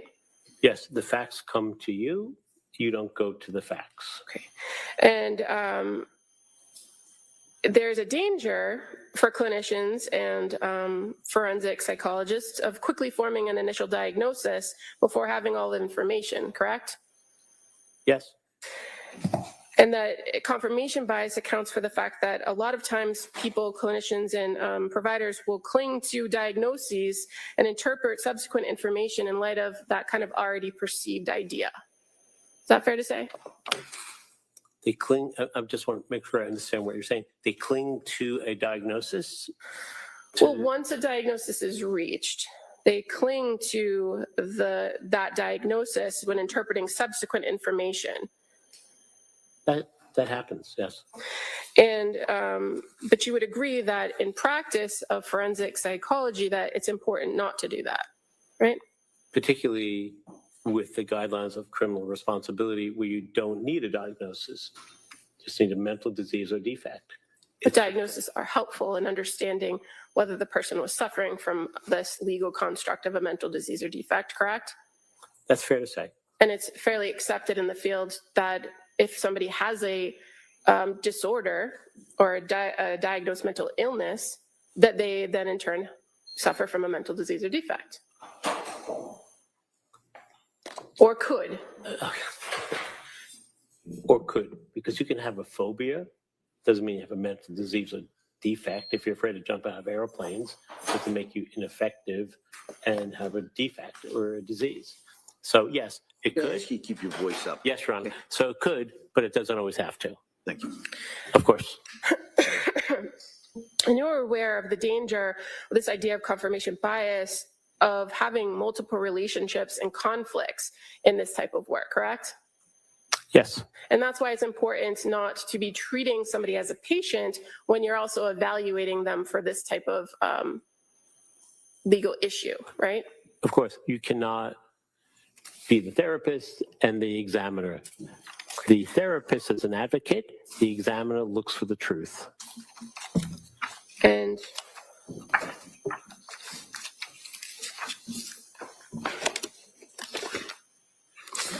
do you recall in this case submitting recommendations to the court in November of 2025 about the defendant regarding accommodations for her? I know in general, but I don't know specifically what those accommodations requests were. I can't remember them. But you authored and signed a letter dated November 13th, 2025 to the court, correct? Yes, but I'm saying I don't remember specifically what those recommendations were. I know I did that. I'm not asking you that. I'm just asking if you wrote the letter. Hold on, just ask me a question. Doctor, if you listen to the question. Yes, sir. I'm asking if you wrote the letter, sir. Yes. And in that letter, you refer to providing essential clinical findings regarding the transportation of my patient, Lindsay Clancy. Do you recall writing that? Yes. And so at various points throughout over the years of this case, you have referred to it as your patient, have you not? I wouldn't be, I think, able to define her as something else. She was a patient who I did a forensic evaluation of. Well, you referred to the court outside of this evaluation you're testifying about to her as your patient in this letter from November 13th of 2025. Right. I evaluated Ms. Clancy, who was a patient. If I evaluated her, then she's my patient, as she is other doctors' patients at Tewksbury and other places that she's been at. But you call her my patient in the letter. I wrote the letter. Whose patient would I be referring to if I'm speaking about Ms. Clancy, given that she's my patient? Yes, I wrote she was my patient. That's correct. Okay. And you're aware of, again, the APA guidelines on forensic psychology, where it warns therapeutic forensic role conflicts. Providing forensic and therapeutic psychological services to the same individual involves multiple relationships that may impair objectivity and or cause exploitation or other harm. You're aware of that, section 4.02? Yes. And in this particular case, since the beginning, you've appeared regularly in court hearings, right?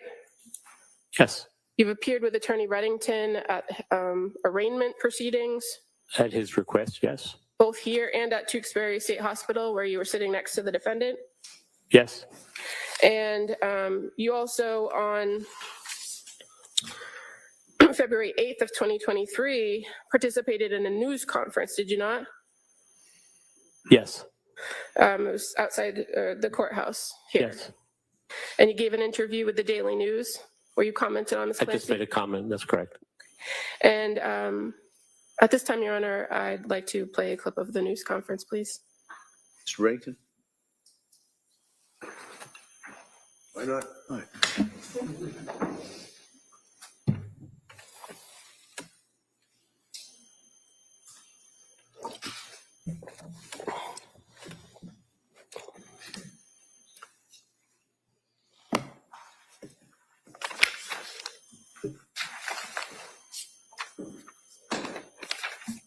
Can't see the TV. Thanks.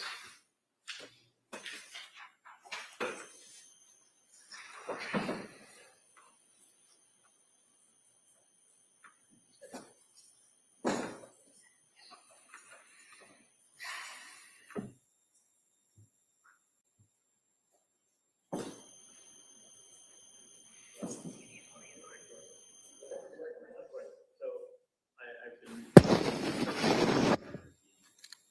past few days, multiple hours each day. What I can say without going too far is that her affect is absolutely flattened. She's in a very surreal state. It feels dreamlike to her, as she's described to me on multiple occasions. And individuals who can present as being lucid, linear, and clear thinking do not make those people not mentally ill. They have the capacity for, on occasion, to be able to do things that they've been doing for a long period of time. When you have delusional thinking, fixed beliefs that are unchangeable, and hallucinations, namely command hallucinations, telling you to do things, telling you to do things that are malevolent, and you believe those voices that are telling you you need to follow what they say, that's when things go downhill. Behaviorally, psychiatrically, and familially. And that's what we see in the most tragic of cases where individuals could be healthy and normal, and quite frankly, because they're paranoid and worried about what others think, they hold back on what they share. And in some cases throughout the country and the world, these are people who one day will be functioning well, but because they have the onset of command hallucinations, which they appear to, believe the voice that they have to do something, that's when tragedy occurs. And I think that sort of is under the overriding rubric that this case falls under. So, sir, on December 8th of 2023, when you provided that your observations, you had met with the defendant on 2 occasions, correct? I believe 3 occasions. Okay. Had you any of the records that have been presented in the course of this trial? No. Any of the records that are listed in your sources of information? No. And as you sit here and testify today, you've testified to the same conclusions, correct? What I said was individuals like that present this way. I was not referring to Ms. Clancy. I said individuals who have these symptoms, like the ones I clarified, present that way. That was not an assessment of Ms. Clancy. That was an assessment of people who go through major mental health crises. But as you sat here today, you've talked about the fact that she had delusional thinking, the fact that she had command hallucinations, the fact that she believed that these voices and that she was paranoid and worried. You've consistently testified about that throughout the course of yesterday and today, correct? So it's a yes or no. You make it impossible to answer that question. All right, the next question.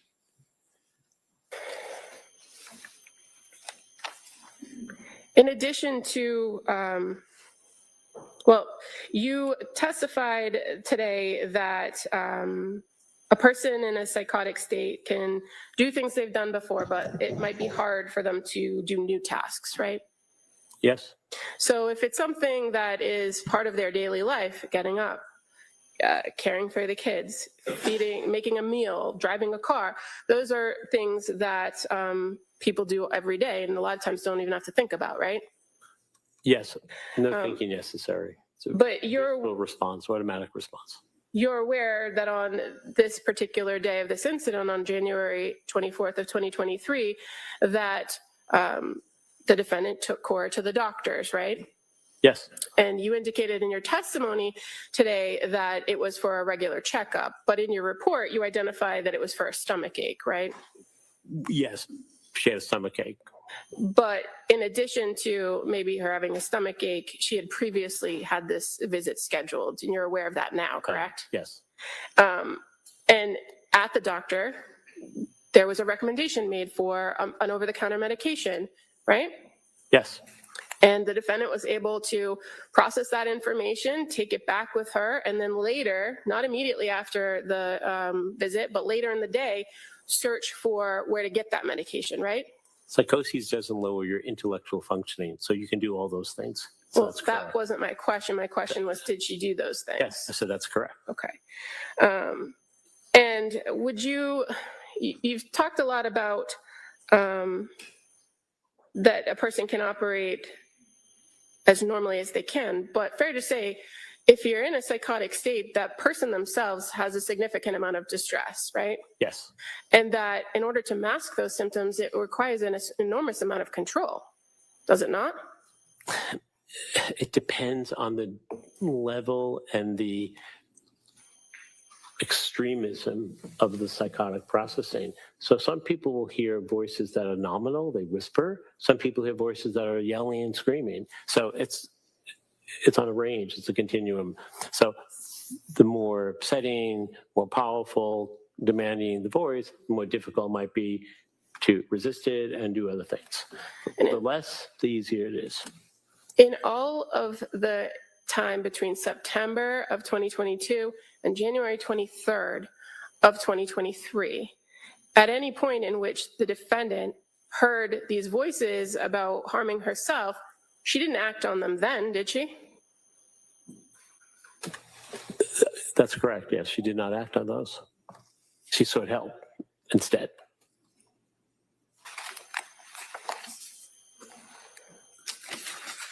One moment, please.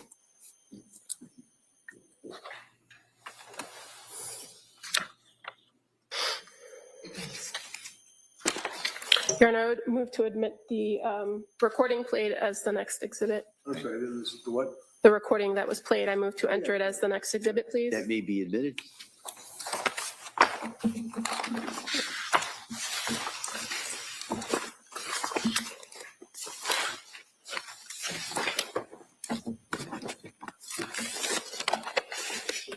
I can find it.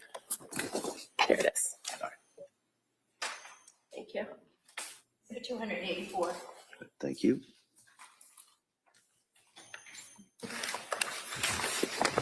I have no further questions at this time. Let's talk about confirmation. Can I sit down, please? Oh, hold on. But Ms. Buckingham, Thank you.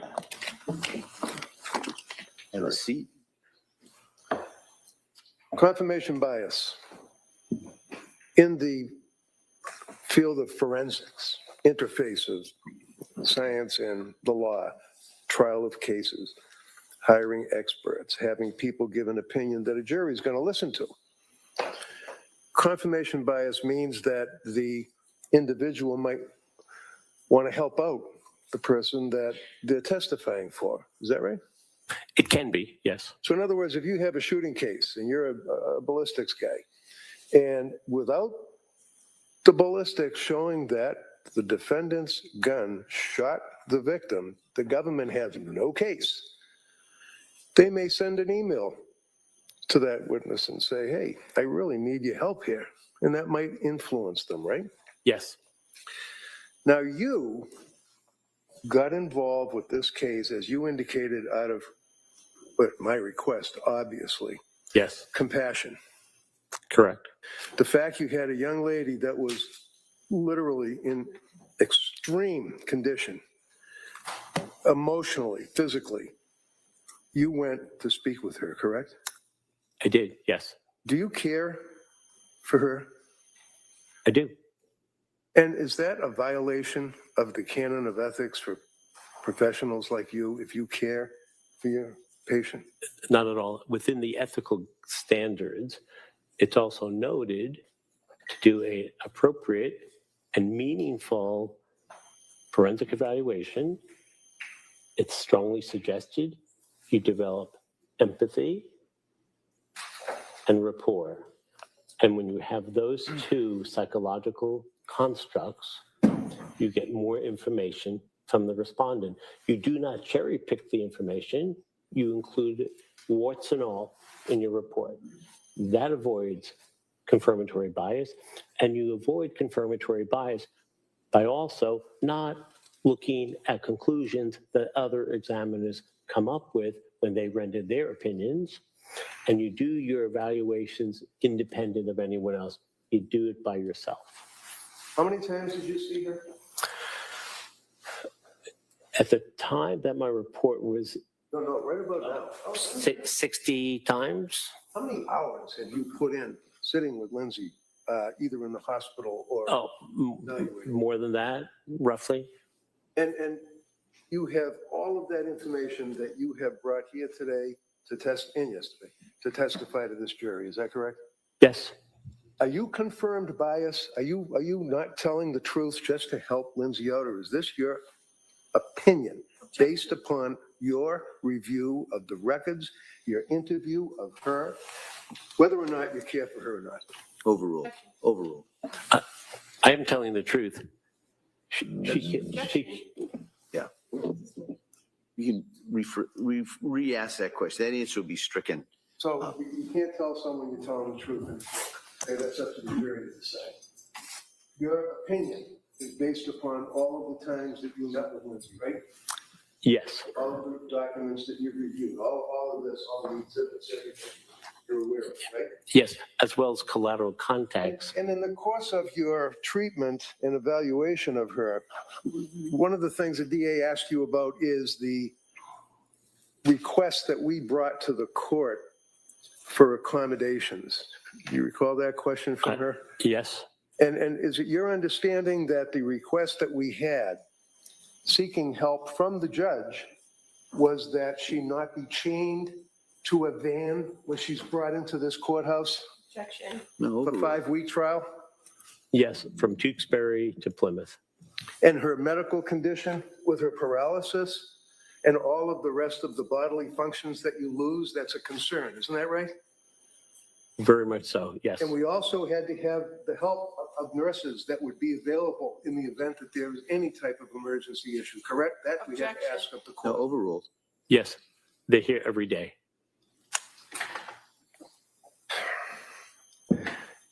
So confirmation bias, can you tell this jury, is your opinion based upon money?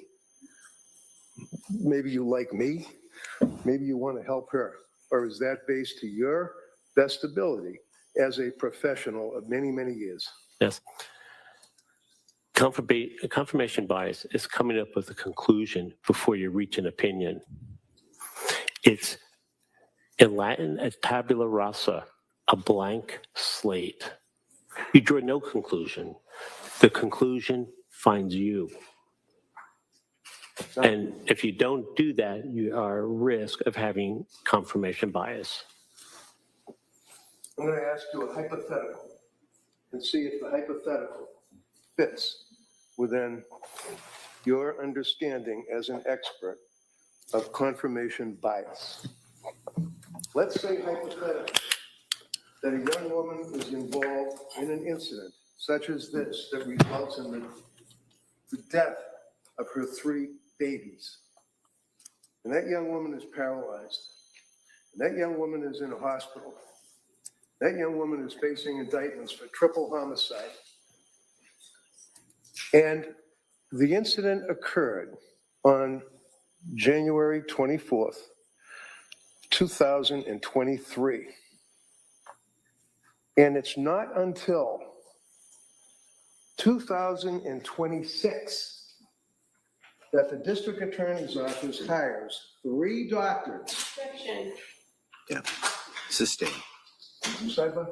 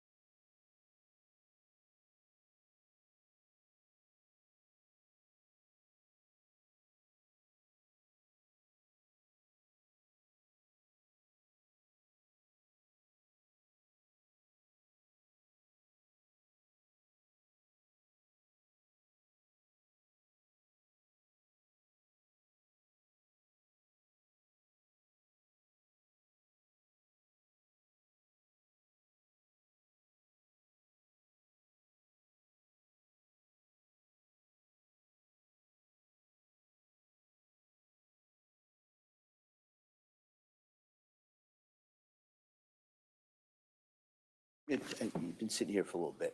We're going to take a short break at this point, give you a chance to take a break, and then we'll come right back and we'll continue with the testimony of this witness. Okay?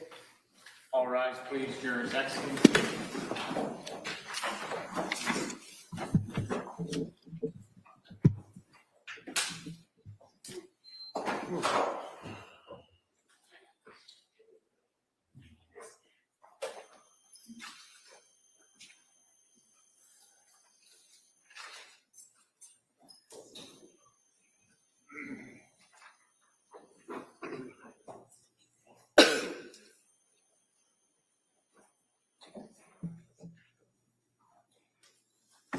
Jurors, are next to the decorum, this court's in session. All right, we'll be in a short recess at this time. Thank you.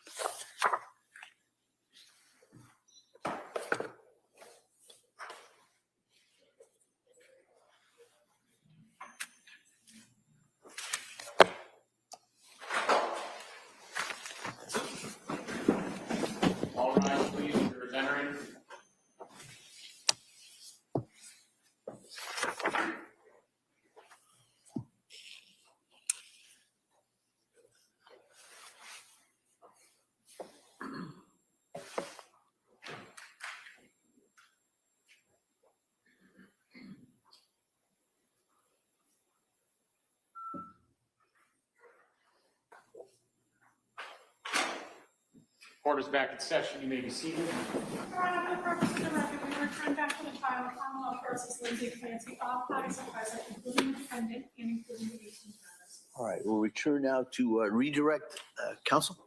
Thank you. So as it relates to the concept of confirmatory bias, sir, in your opinion, with your experience, does the period of time within which an expert is hired by one side or another to evaluate a person and give an opinion, in other words, if it's a compressed period of time as opposed to an expanded period of time, is that one indication of confirmatory bias? Objection. No, overruled.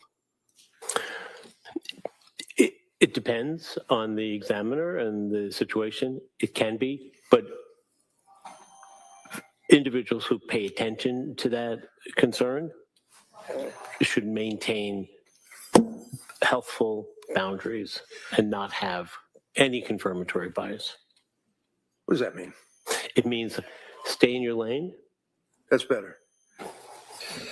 Now, one of the things that the district attorney did is took the 7,001 pages of the records from Tewksbury Hospital and read excerpts from them to you. Is that correct? Yes.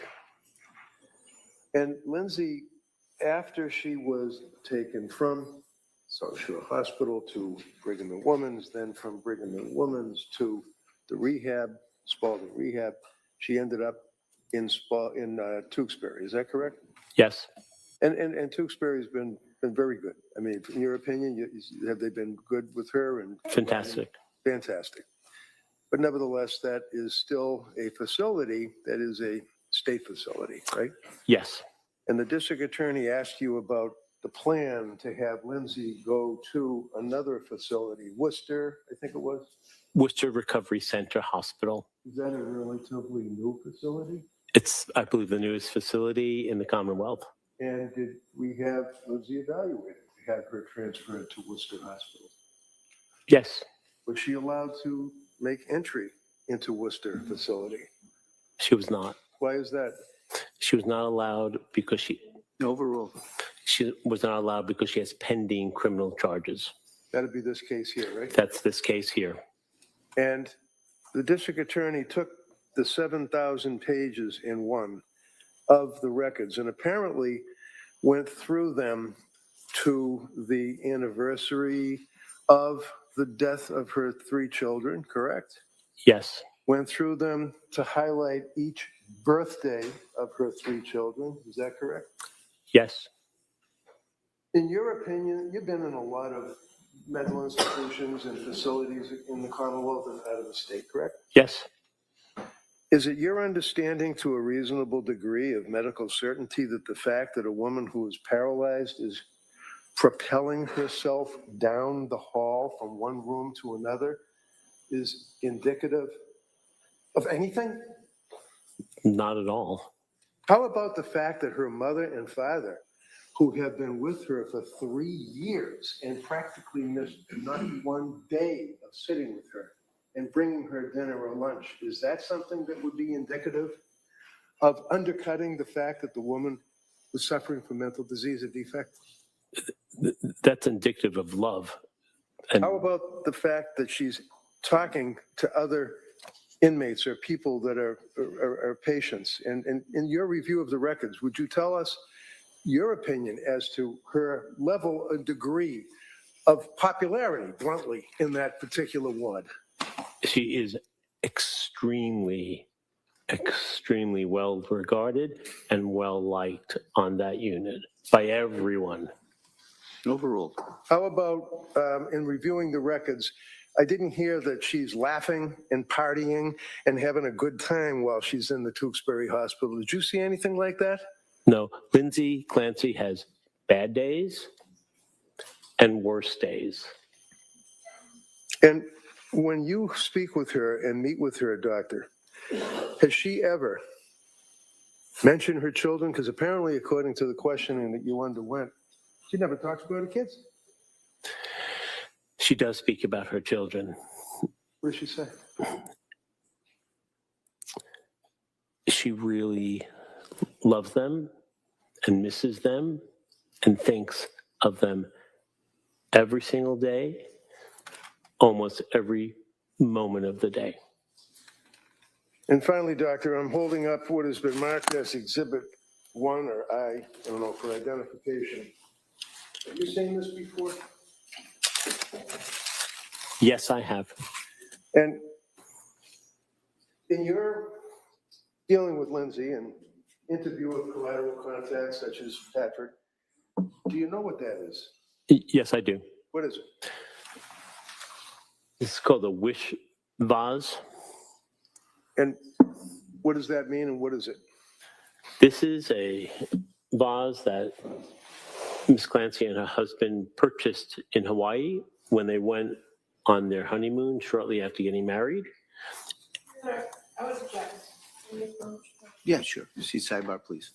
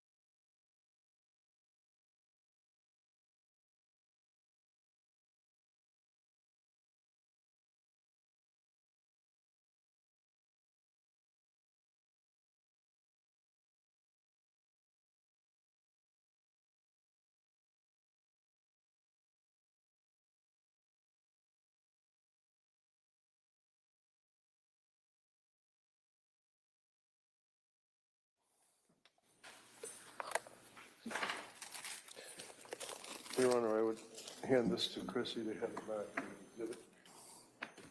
All right. Over the Commonwealth's objection, that may be admitted.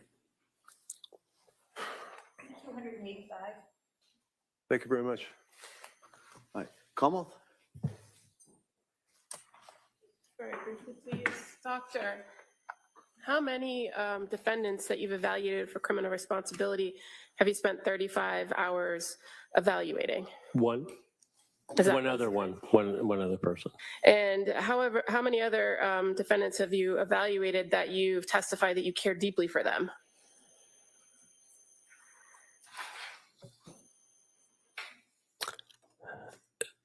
I would say one other one. And how many other defendants have you given press conferences about? None. And how many other defendants that you've evaluated have you gone back every day until the lockup to check on? I was sequestered on all those other trials. I was not even allowed in the court. Now, you were asked about confirmation bias and given a hypothetical about so if somebody was asked to examine a gun, right? You recall that Yes, line I of do. questioning? Yes. You were hired by the defense in this case, were you not? Yes. And as far as your conversations with the defendant about her children, you're also aware that she continually refers to this situation as my tragedy, does she not? That moniker of my tragedy, that's just one of the things that she'll say. All right, thank you. You're welcome. And what's the reason that, with the understanding of the court permission, that you go to the lockup and see her during this trial? I go to the lot.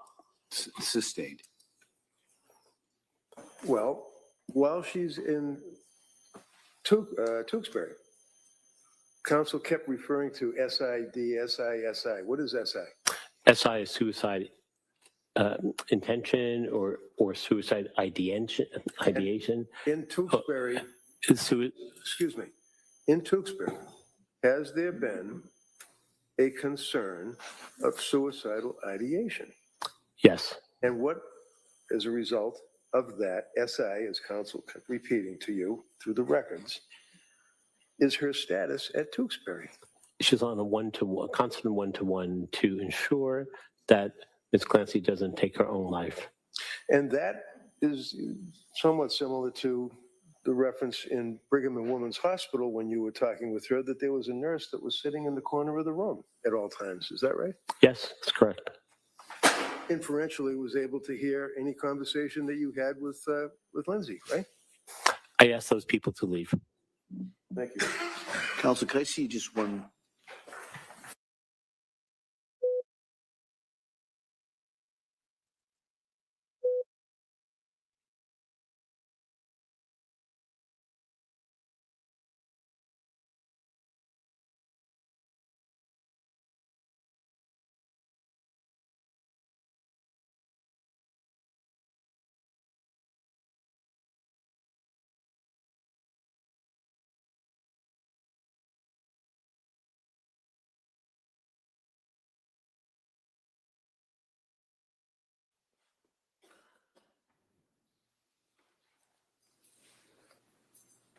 So finally, I will ask you again, what, to your understanding, is the purpose of you during this trial going back, as the counsel asked you about, to the lockup with Lindsay?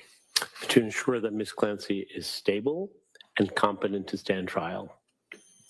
Any concerns as far as her SI? She's in good hands at the moment, but there's always a concern that sits directly below the surface. Thank you. You're welcome. Attorney Buckingham, please. Dr. Zeizel, in 3 years, she's never made an attempt to harm herself, has she? Other than January 24th of 2023. No. Thank you. All right. Anything further? Questions, Judge? Thank you. All right, thank you, Doctor. Thank you, Your Honor.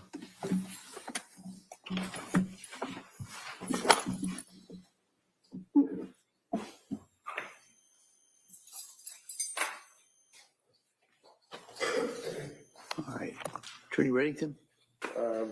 It's up to Your Honor as to the voir dire on McLean Hospital witness or Dr. Spinelli. I know All right. Counsel, let me just see in regards to the timing on it.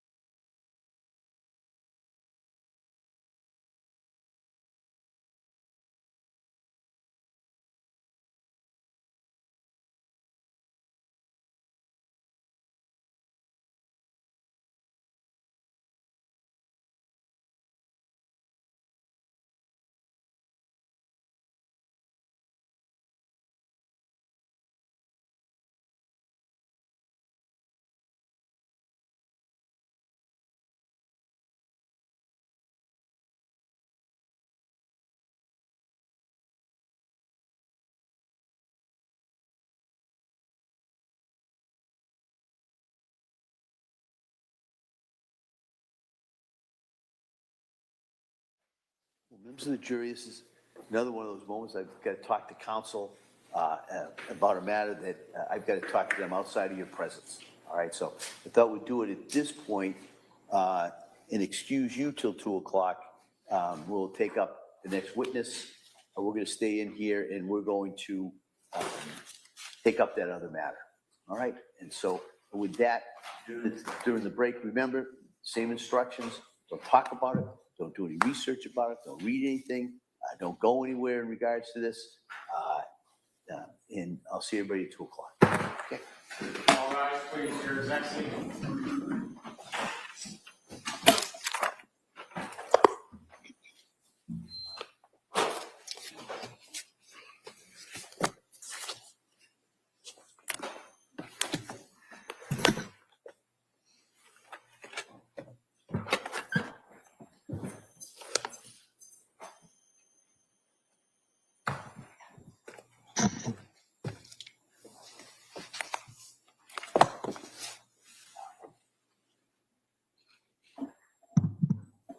Jurors of excellent decorum, this court's in session, please be seated. All right.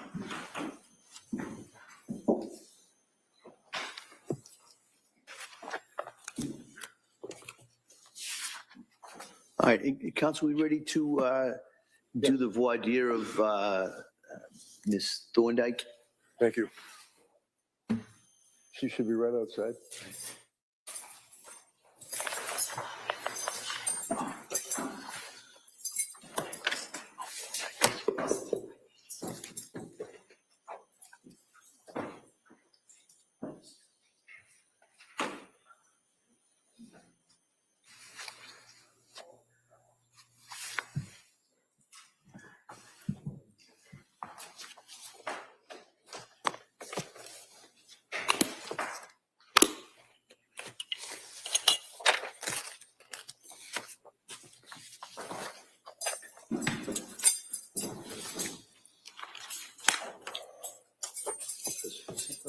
Do you solemnly swear that you shall make true answers to such questions that shall be put to you this matter?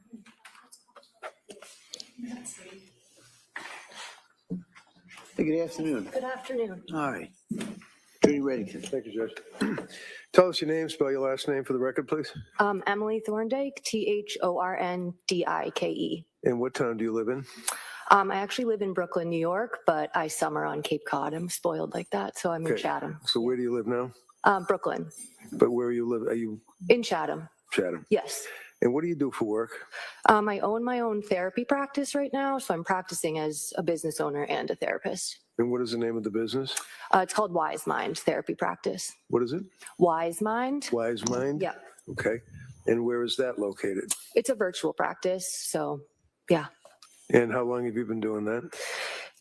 So I had my own private practice I opened that January 2023, and then this past May I expanded. I hired somebody, so technically it's a group practice, but I've owned my own business technically for, 4 years? So tell us your educational background, please. I went to Dover-Sherburne High School, and I went to Hartwick College, and then I went to Boston College School of Social Work. And what degrees do you have? So I have my master's in social, well, I have my BA in sociology. I have my master's in social work, and then I have 2 social work licenses, I guess. You have to get one before the other. So I only go by a licensed independent clinical social worker. So, but you have to get it's very confusing. You have to get 2 licenses essentially. You have those licenses? Yes. Within the Commonwealth of Massachusetts? Yes. Now, your employment, can you tell us what your employment history was since I guess you got your master's at BC or something? Since I got my master's at BC, I did my final year internship at McLean Hospital at their trauma program. And then once I graduated, got my MSW, my master's of social work, and then my social work license, I was offered a per diem position at that program. And I did that position for, I think it was 2 to 3 months. And then I was rehired. I went back to the short-term unit at McLean, which I had previously worked at. So when you say the short-term unit, is Yes. that also referred to as the STU? Yes, we call it the STU. It's just short-term unit. It's also referred to as AB1, which is admissions building first floor. Now, are you familiar with this case of Lindsay Clancy? I'm only familiar about it from what I watched before I was sequestered, but other than that, I don't know the case at all. And when you say what you watched before you were sequestered, what Yes. does that mean? What did you watch? I think it was not this past Thursday, but the one before that. I'm not going to recall the date off the top of my head, but that's when, you had told me that I'm sequestered and to no longer watch the trial or consume any of it. So what were you watching? I had just been watching like the day-to-day, like the live stream and just, yeah. Why is that?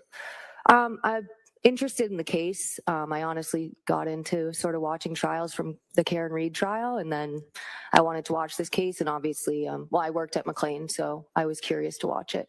And when did you work at McLean? I started there in 2014, and then I left there in December 2021. So how many years is that? Oh, 7 years, 8 months, I think. And what was the nature of your work? What'd you do?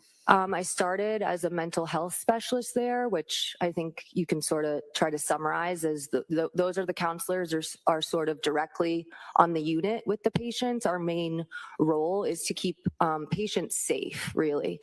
So you're doing a lot of safety checks. You are putting eyes on patients to make sure they're not trying to harm or kill themselves. And we do crisis intervention. So when those things are happening, because they do, we are the ones to intervene. And unfortunately, there are a lot of restraints that happen on those units, and that's one of our main jobs. So the STU that you refer to, are there a couple of them at McLean? Or? So I'll try to explain it. When I first started there in 2014, it was 1 unit with 28 beds. During the time I was there was a renovation. They expanded the unit. It's a little confusing, but in 2016, I believe it became 2 separate units operating the same way. So there's short-term unit north, and then there's short-term unit south. And now south has 22 beds and north has 23. So that's why you'll see AB1S or, so they're the same unit, but there's a south side and a north side, if that makes sense. When you were working in that particular unit, is that the same unit that Lindsay Clancy was in for the 4 to 5 day period? Yes, I worked on both north and south for a significant amount of time. And for all those years that you worked there, did you work days, nights, weekends, holidays? So days and evenings, I preferred the evening shift, but you're supposed to do both, day and evening. I didn't do night. Sometimes you get mandated and you have to work an evening and a night shift, which is always pretty brutal, but I was day and evening. Now, how about the staffing at STU, your experience? So there's always I can sort of start with the week, I guess. There's always 4 mental health specialists and 4 nurses during the week for the day shift. And then in the evening, it's 4 mental health specialists and 3 nurses. And then there's 1.5. It's hard to explain. There's at night, there's 3 mental health specialists, and then there's one nurse on north and one nurse on south, and then there's a nurse that goes in between at night to help both sides. And how many beds are in the north and the south? STUs? North is 23, south is 22. And which one was Lindsay in? South. Are you familiar with the Code of Mass Regulations or regulations that mandate or require certain staffing levels within that particular unit, the STU of McLean? Yes, like the Department of Mental Health regulations Can you there. tell the judge what your understanding of the regulations from the DMH would be on staffing? Yeah, so the Department of Mental Health has to oversee all of the mental health facilities in Massachusetts, and they have specific requirements for safety regulation, for staffing ratios, how the unit has to be set up. You know, for example, there was a renovation while I was there to adjust handles on a sink because you could use it to harm yourself. So DMH, there's usually an annual or biannual inspection, and they will go around and they will look at charts, they will look at the unit, so they oversee everything.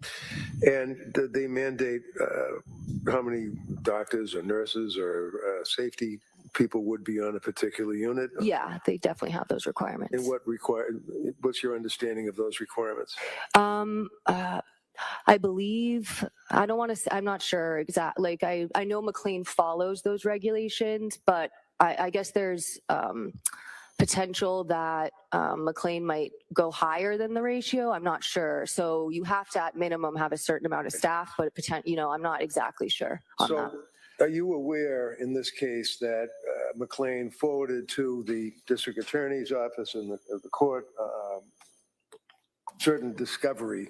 Yes. Indicating how many doctors, nurses, and Yes. safety workers. Did you have a chance to read that? I did. All right. Is it your understanding that the requirements of the DMH and minimum staffing on, well, let's say on weekends and holidays, for example, does that change year to year, or is that pretty static? It's never changed. I mean, it didn't change from when I was there and with that document. So I guess that goes to what, 2023 it was. So it didn't, that was how it was when I started. Well, I guess one caveat, when it changed from a 28 bed unit to 22 and 23, there was, different numbers, because with 28 patients, you have to have, a certain number of staff. But so since it's been 22 and 23 patients on those 2 units, the staffing has not changed from when I started there and from that document that I reviewed. Now, you indicated that you, because of your interest, were watching the proceedings on this case. Yes. On what, YouTube or something? Or yeah, whatever. TV? You can, yeah. And you had the occasion to hear the cross-examination of Patrick Clancy by the district attorney, is that right? Yes. You mean the direct? I'm sorry? The direct of Sorry, Clancy. you're right. It's been a long week. Okay, direct examination.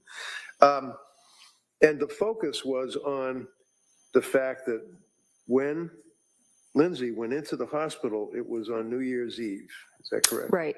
Mm-hmm. And that she was there for that holiday weekend, and then I Right. think the following Monday was a holiday? Yes. Okay. And you heard the direct examination of the district attorney asking about McLean being number one hospital in the country, McLean having all of these services available to the inmates that are in there, treating them, offering all these fantastic programs on the holiday weekends and in the holidays, as opposed to what Patrick had testified to. Did you see that?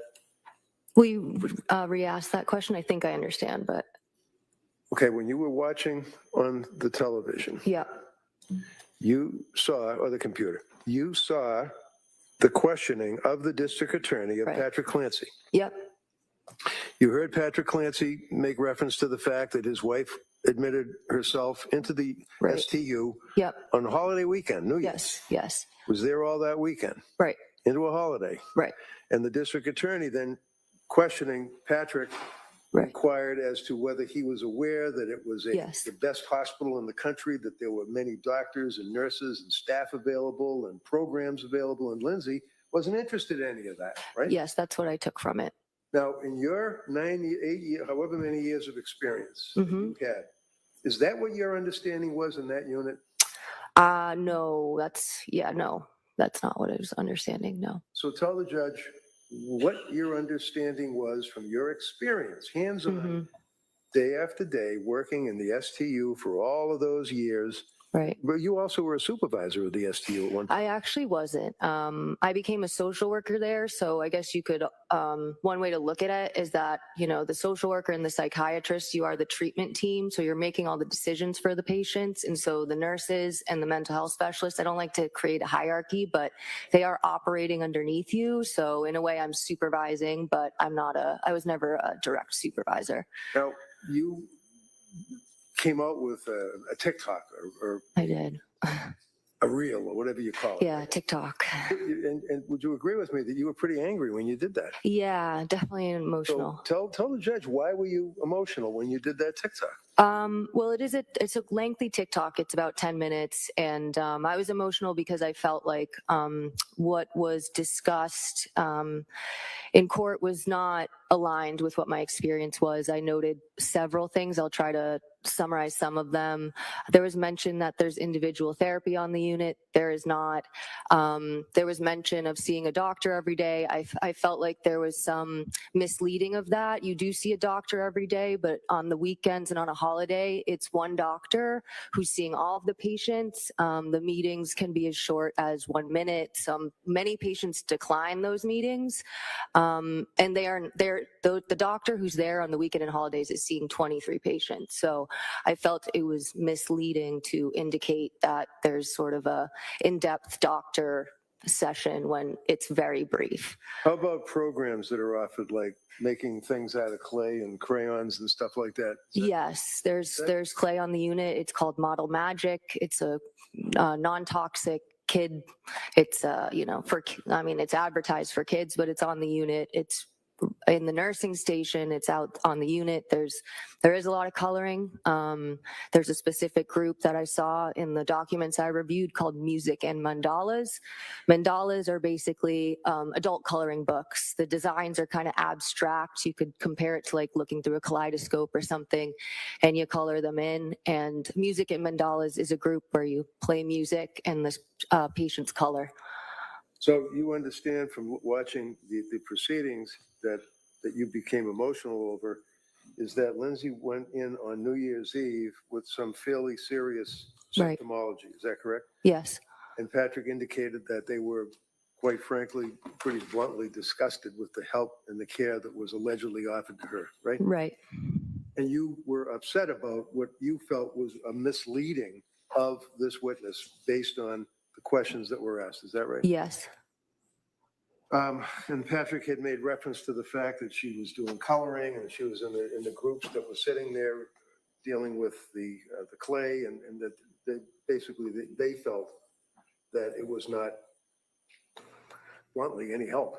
Yes, and there's very minimal like family contact when the main treatment team is not there, so it's not abnormal that families wouldn't be getting like regular or like in-depth updates of what's going on. You're sort of supposed to wait until the treatment team comes back, whether it's on a Monday or in this case a Tuesday, since Monday was a holiday.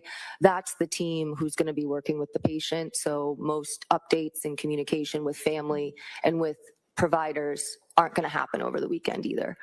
Now, one of the things that occurred, just for the background, is that your TikTok was observed by me, and I tried to reach out to you and couldn't find you. That's correct. And then I had a private investigator, Bob Jones, hunt you down, kind of, and ended up in front of your house. No, Bob and I were sort of chuckling about that because he never ended up outside of my house, but the rest of it is all accurate. So he wasn't outside of my house, but the rest of that was true. So he was able to locate you. He was, He was able to talk to you. He was, yes. Get your contact information. Yes. Provide that to me. Yep. And as a result of that, I reached out to you, and then you indicated that you initially somewhat reluctant, but then ultimately agreed to get involved and talk to the judge, right? Yes. Okay. Now, the district attorney is objecting to your testimony, and I believe they're going to argue that the change from that 1 year period, when did you leave working there? I want to say my last date was like December 18th. Since working there, you don't get a lot of holidays off. So out of all my time there, I said, I'm going to leave right before the holidays and be able to enjoy that. So I believe it was December 18th, but mid-December, 2021. 2021. Yeah. And when was Lindsay in there? December 31st, right? She came in on New Year's Eve, what would that be? 2022, right? Yeah. 2. Yeah. So in your opinion, is there a change that is Right. significant in the staffing, in the nurse to patient ratio, in the safety issues, the crayons, the coloring and all of that? Is there any change from that 1 year that you left to the time that she was in there? From the records I reviewed as well, those are exactly the same staffing ratios, and all of the groups are the same. So there's no change whatsoever. Not from what I can tell from what I reviewed. Thank you. Mm-hmm. All right, Kamal?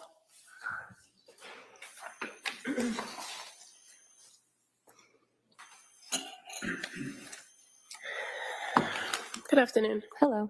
So you are currently a social worker who does their own, a licensed independent clinical social worker, right? That's the license. Title, Or when yeah. you're saying Yes. that's really what you kind of go by. Yes, I'm a social worker by trade, you could say, but I'm practicing as a therapist. And you do that virtually. Yes. So you don't have a brick and mortar where clients come and engage in therapy with you, right? No, rent is expensive, so right now I'm all virtual. And you indicated that in your time at McLean Hospital that you first started as a per diem, and that was as a mental health specialist, right? I didn't start per diem there. I started at a 32-hour position. The per diem, there's another position I held at McLean, which is called a community residence counselor. That was a per diem position. And then the social work position I took after graduating and before I went back to McLean, the short-term unit, that was a per diem position. So the per diem role that you had, how long did you do that role? On which unit? Well, you just said, Right. when I asked you about working per diem, you said you were the community resident counselor. Yes, I long did you do mentioned that? 2 per diem positions, so I just wanted to be clear. I believe it was around a year. It was on the side while I was working on the short-term unit. That was the main unit I worked on, but since I was 32 hours, I was interested in that particular McLean program, so I picked up a shift, every so often, but I was primarily on the short-term unit. As what, though? As a mental health specialist, yep. And so you said once you got your master's, you took on a role of clinical social worker there, right? So yes, I did. And that was in September of 2019? Yes. And you said you had a chance to review the records that were sent over by McLean, right? Right. Now, when you were a social worker from September of 2019 to December of 2021, Yeah. what was your schedule? So I would come in around 9. You could view it as sort of normal business hours. My clinical rounds that I did with all the multidisciplinary staff was at 9:55. So that was kind of a little bit of my start time, but generally probably like 9 to 5, you could say. And was that Monday through Friday? Yes, I did cover weekends on occasion. Social workers, you're not required to, but it's kind of highly encouraged. So, every once in a while, I would cover a weekend as a social worker. And you're aware that the records that came from McLean Hospital indicate that during the time period of January 1st to January 15th of 2023, that the social worker role was a day position that was Monday through Friday. Yeah. And that on January 1st, which was a Sunday, there was no social worker there. Yeah, I saw that. And on January 2nd, which would have been the observed holiday for Right. New Year's, there was no social worker there. That's what I saw. Okay. And while you would pick up shifts, the majority of your schedule was 9 to 5, Monday through Friday. Yeah. From 2019 to 2021. Yeah, I mean, I did regularly pick up weekends, but yes, primarily I was there during the week. Okay. Now, you provided Attorney Reddington with some kind of like typed up notes. Do you recall that? Yes. Where you outlined kind of what your experience was on the unit and how inpatients were, how inpatient experiences went, like Yeah. the schedule and that kind of thing. And you noted that as far as the treatment team, which you referred to yourself as a social worker, worked with a psychiatrist, right? Right. And you identified that in your experience, there was 3 teams, red, green, or blue. Yes. But you are also aware that the records show that every day during the week, that the treatment team of a social worker and a psychiatrist, there was 4 social workers and 4 psychiatrists that were on shift. Right. So where's the 4th? So the numbers aren't equal. So the medical director often took residents, so he would have a little bit less of a caseload. The lead social worker on the unit, she would go in between the different units, so she would take a smaller caseload on one unit. So, for example, I had 8 patients on my caseload, but one of my social work colleagues would have 6. So it's not an even distribution of the 3. Some of the doctors and some of the social workers just carried a different number of caseload. So, but your testimony today, after having now reviewed the records, is that it's always been 4 social workers, 4 doctors. yeah, I didn't say that there wasn't before. Well, we don't. That's why you're here, because we don't know. Yeah, I what just you said thought I before. answered your question. So, but yes. And you came aware of this case by watching the trial, right? Yes. And so would you say that how many days of the trial did you watch? All of them up until that point. At what point? What day? I'm not remembering the date exactly. Not last Thursday, but the Thursday before. What was the last content of testimony that you remember watching? I believe it was maybe Patrick's friends, or I was aware that there were doctors testify. Mr. Reddington made sure I was not watching anymore, and that there were doctors coming up that were particularly important for me to not watch. And you were asked by Attorney Reddington here about observing that testimony or the direct examination of Patrick. And I think he mentioned where it was referred to that McLean was the best hospital in the country. Do you recall that being the question that was asked of Patrick Clancy? I don't recall.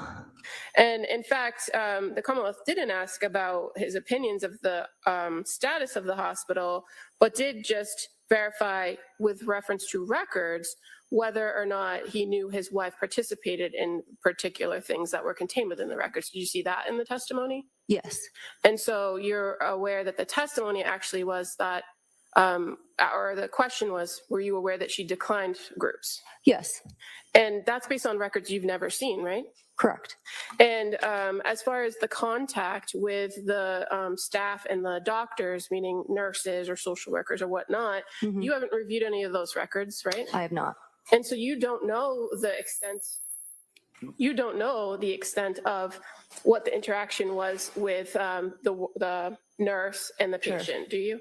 I mean, there are some general guidelines that you have to follow. I can't tell you the content within them, but for example, mental health specialists, you're not supposed to meet with a patient longer than 20 minutes because you have other things to do. So I can't speak specifically to what happened in those conversations, but I know the general gist of how everybody's role works. But you, when you say everybody's role, did you ever perform the role of a nurse? No, but I work directly with them. I'm operating on the job description. It says specifically you're under the direction of the nurse. So I worked directly with nurses. Do you go through the same training as a nurse? No. As far as what your knowledge is of mental health specialists, fair to say the last time you were employed as a mental health specialist there and did that work yourself was in May of 2019. Yep. And then you transitioned to being a social worker where you worked closely with the psychiatrist and primarily Monday through Friday.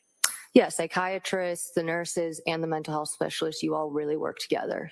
And you can only attest to what you would put in a note, right? As far as your contact with a patient as a social worker. No, you have access to all of the patients on the unit. So I'm able, and it's not a HIPAA violation to do that because we all work together. Sometimes I cover other social workers' patients. So I do have access. You have access to all of the records in every patient's file. So you can read everybody's notes. I guess my question, and that probably was a bad question, but my question is to you. When you are the social worker for a patient on the treatment team that you've described, Yep. you enter the information into the note for the social worker that Yes. becomes part of the record. Correct. And those are your words, your observations, your contact. Correct. You don't write them for other people, do you? No, but we have to follow a certain format. So for example, we have to write a biopsychosocial note, which is a fairly lengthy assessment, but that's a social work. You know, I learned that in grad school, so I don't know how everybody writes their notes, but we have to follow a pretty strict format to write our notes. And is it your testimony that McLean requires only that each social worker spends a particular period of time or a max amount of time with each patient to do that? Yeah, I mean, I have 8 patients on my caseload, so I have to see 8 patients every day. And so you are limited with how much time you can spend with them because there's several other tasks I have to do. So you really can't spend a significant amount of time with your patients. That wasn't my question. My question was, does McLean tell you that you can only spend 5, 10, or 15 minutes with a patient? Yes, it's directly told from the people above me. It's something that's communicated in a way where you could sort of get in trouble if you're not doing that. So yes, it comes directly from McLean.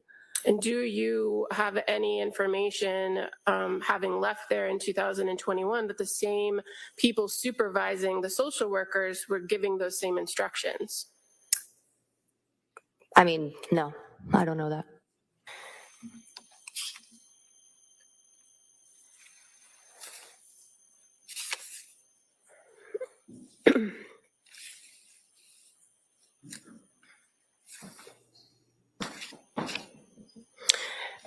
Do you know anything about how many people were actually occupying beds between January 1st and January 5th of 2023? No, it obviously has a max of, so I don't know how many patients were there, but you can have up to 22 there. So yeah.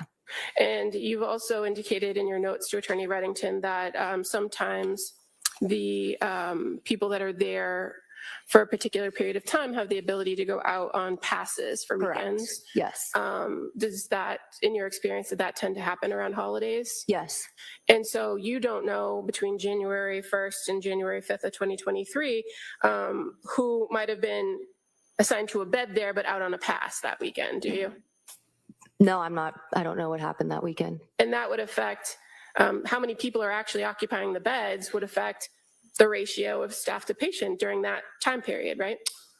If I'm understanding the question correctly, I mean, it's the same amount of staff there. Are you saying like they're right, meeting it's the with same amount of patients live? staff regardless because Right. it's by shift, right? Right. So if the unit has 22 beds in it, but say 5 people are off on Right. a pass for that weekend, Yeah. then the same staff that are there Right. for the entire weekend have 5 less patients. They have No, around. no. You're still assigned. Every patient has to be assigned to a mental health specialist and a nurse. And so when you go on a pass, there's a limit. And day and evening shift, like the limit of the pass is 8 hours. So no matter what, you have to check in with your staff person before you leave for your pass, and you have to check in with your assigned staff when you come back. So there's no patient who's not assigned to somebody. It's just they might not be on the unit the whole time when you're on your shift. Okay, so if they're not, they might not lose a patient on their load, Yeah. for instance, but that person isn't there that they have to check in with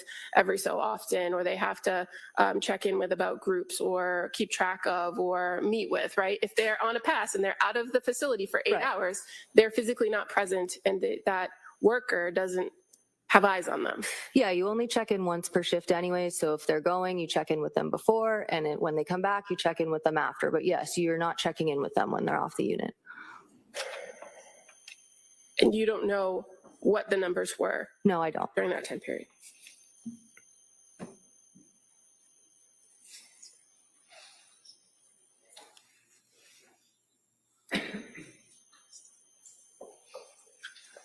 I don't have any other questions. Thank you. All right. Mr. Rankin, I'll hear you on the motion. You may step down. Thank you very much. Thank you. Your Honor, I think it's obvious that the witness has the educational background. She certainly has the experience, interestingly enough, of that very unit that Lindsay was on for that period of time. She's well aware of the staffing, indicated to you that the staffing ratio to patient, et cetera, has not changed according to the items that the government has brought here today.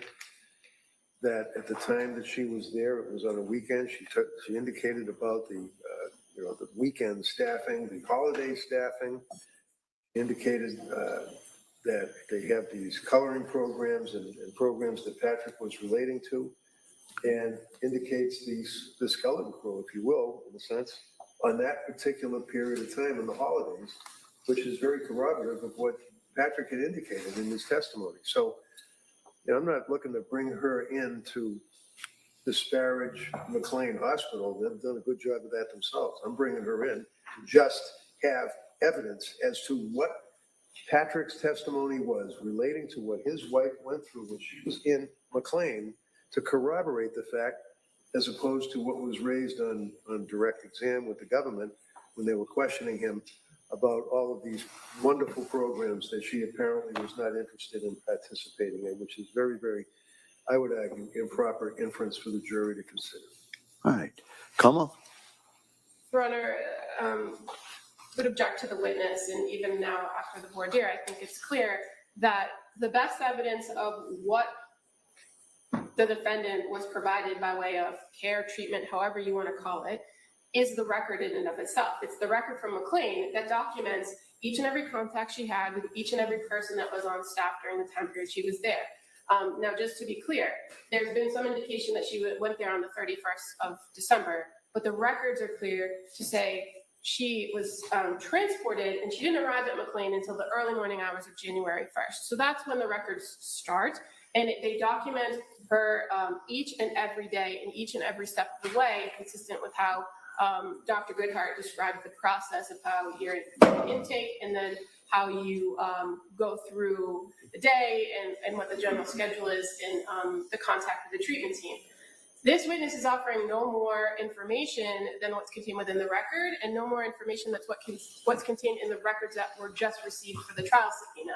And I would suggest to you that the fact that she, in her last role as a social worker from 2019 to 2021, where she was a day staff person that worked Monday through Friday, that wasn't there on the weekends, that she does have a limited amount of information, and it's attenuated, more attenuated than we initially believed, from the dates in which the defendant was at this particular hospital.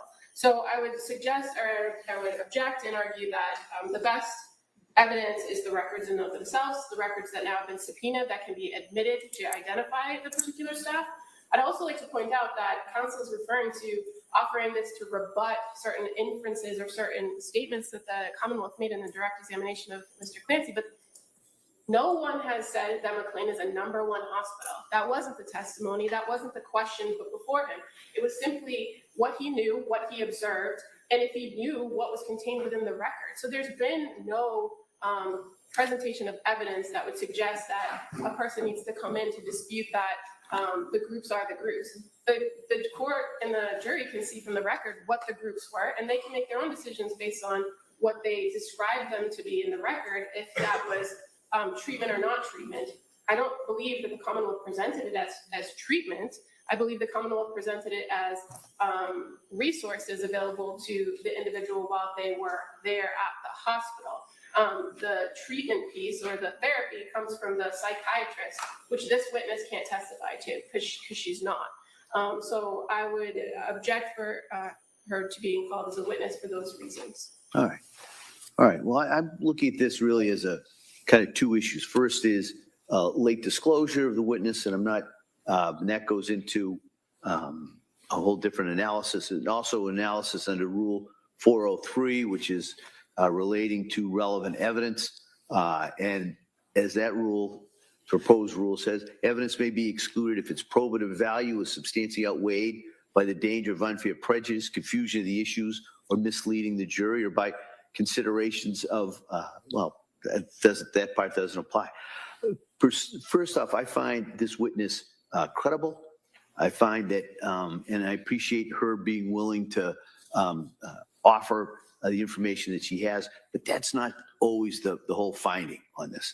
And so under cases such as Taylor versus Illinois, Commonwealth versus Dunning, Commonwealth versus Steinmeier, a couple other cases, I have to look at a number of factors.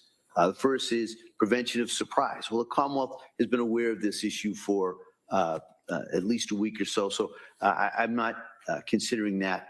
Evidence of bad faith, there's no bad faith I see from either side in naming this or calling this person at this time. There's the prejudice to the other party. I think there's just limited prejudice, if any, to the Commonwealth. However, though, the final two are the issues that I think are more relevant in this. One is the materiality of the testimony in this. And I find that there's limited materiality, that's hard to say, because mainly this witness hadn't worked there for a year. So there's at least a gap between when she worked there and when the relevant time period is here. There's also, I imagine, different personnel. They're working on different shifts. And so there's kind of limited value to that testimony. I also, I don't remember any five-star type inferences. In fact, so I'm not going to, that's going to be measured by the jury. But I didn't see any mentions that this was a five-star facility. And then also, the concern is, or the factor is, the effectiveness of less severe sanctions. And I would find that the records that have been brought in pursuant to the subpoena in the last couple of days from McLean's talks about the staffing levels on holidays and not on holidays. So if there's a question of whether or not there was a quote unquote skeleton crew that was on for those, at least the first 2 days of this time that Ms. Clancy was there, that's reflected in the records. There also in the records here is a list of whatever programs were offered and also when they were offered. So if there's a question of less programs being offered on a holiday than during the week, those are contained in the records.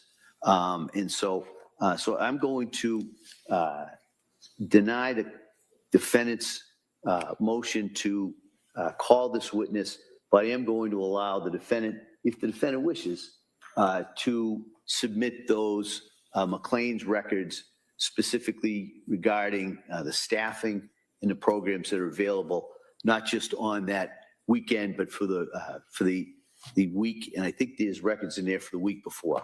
So there could be a comparison between what was available to Ms. Clancy during the week and what was available to her on a holiday weekend. So that's going to be my finding.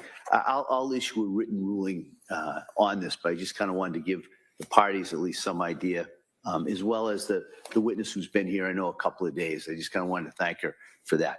So with that, we'll be in recess till 2:15. And we'll come back and resume the trial. Okay? Board, all rise. I know it's a technicality, no way objection. Duly noted. Thank you.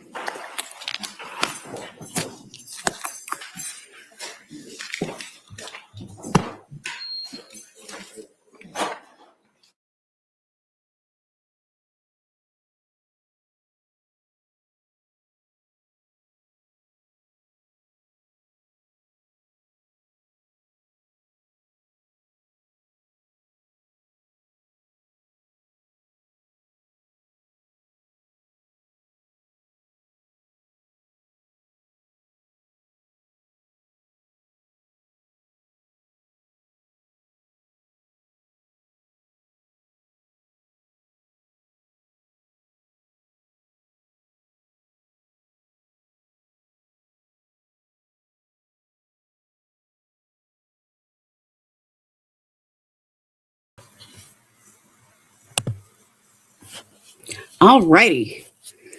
Well, that was pretty interesting. I'm not surprised that they didn't get this witness in, but I think that one of the things that this witness did help get in was the records from McLean on staffing and what was actually offered, because the prosecution did imply that there were all these things that she didn't do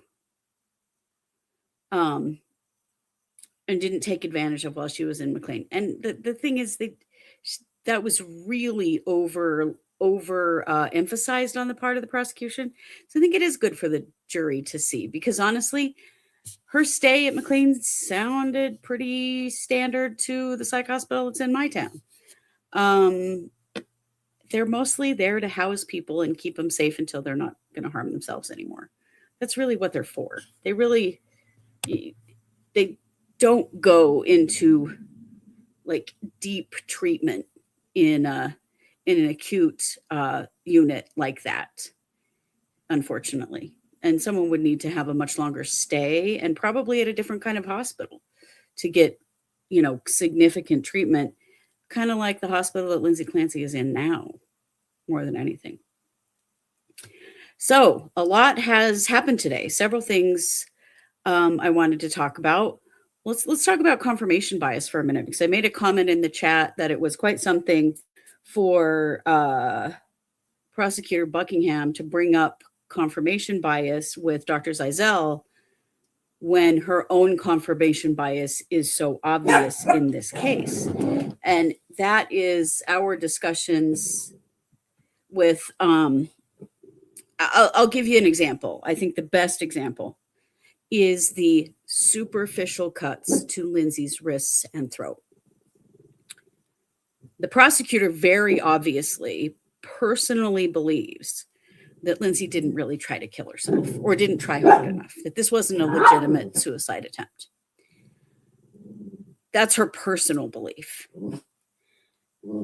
That has never been expressed by any of the doctors or mental health professionals that have testified in this case. That's clearly a personal bias that Buckingham herself has. And she's taking the evidence and she's applying it to her beliefs to make what she believes happened true. Rather than following the evidence, she's expecting the evidence to fit her scenario in her head of what she thinks happened. Not one doctor, not one mental health professional has said that wasn't a legitimate suicide attempt. They have all called it a legitimate suicide attempt, but she continues to push that. That's her confirmation bias. She's trying to make the evidence fit her theory rather than developing her theory based on the evidence. That's what she's talking about. That's what she was accusing Zeizel of doing while she herself is doing it. It's this idea that we feel like, so many of us feel like she's trying the wrong case here. It's because she has an idea of what this evidence means rather than following the evidence to learn what it means. It's really important that investigators, prosecutors keep their personal opinions out of the case. They are to remain neutral. She's clearly not, and neither one of them are. That's her confirmation bias right there. So it cracked me up that, she was so condescending with Zeizel, who is obviously an extremely qualified psychiatrist or psychologist who's had so much experience in so many different areas, and then talking down to him as though she knows more than he does. It's such a bad look, and it's so obvious to everyone looking at her from the outside. Like, I'm not just saying that's my belief. I've seen it all over the place. I've been following all kinds of doctors, mental health professionals, lawyers in this case, and they're all saying the same thing about that. She was definitely using her confirmation bias in her personal opinion of Lindsay and of Lindsay's suicide attempt. So that's what I was referring to. I also found it very interesting when she pointed out that Lindsay has not tried to take her own life since this attempt. Lindsay has literally been in a hospital, confined to a wheelchair, and on one-to-one care, which means that there is one staff member assigned to Lindsay at all times, which I got to tell you, that's extremely expensive. And they only do that if it's absolutely necessary. One-to-one is not common in any hospital setting because it is extremely expensive. And so they wouldn't be doing it unless there was a real good reason. But this idea that, well, she's just not that ill now because she hasn't tried again. How would she possibly do that? Number one, she is a paraplegic confined to a wheelchair. She has one-to-one staffing, which means she is never alone. And she's confined in a psychiatric hospital in which they are experts in keeping anything that could be used for self-harm away from their patients. If she were living alone in her own apartment, that would be a point that would matter, but she isn't. She's in a hospital with all that care and confined to a wheelchair. Of course, she hasn't tried to take her own life. What a ridiculous statement. What a naive, juvenile statement to make when you consider Lindsay's current situation. Something else I wanted to address. Right, exactly. Just because she hasn't attempted doesn't mean she doesn't constantly think about it. And that's being reported that she does. And it's also demonstrated that she does have suicidal ideation all the time because of the one-to-one care. That's what one-to-one is for. Now, it's probably also because she's a paraplegic. She probably can't take herself to the bathroom. There's all kinds, she can't dress herself, she can't bathe herself. She needs help. But she wouldn't need one-to-one all the time unless she were actively suicidal all the time. I think it's important to remember that. Something else I wanted to address with the hearing the voice and who she reported hearing the voice to. She reported hearing the voice to a chaplain. Lindsay is a Catholic.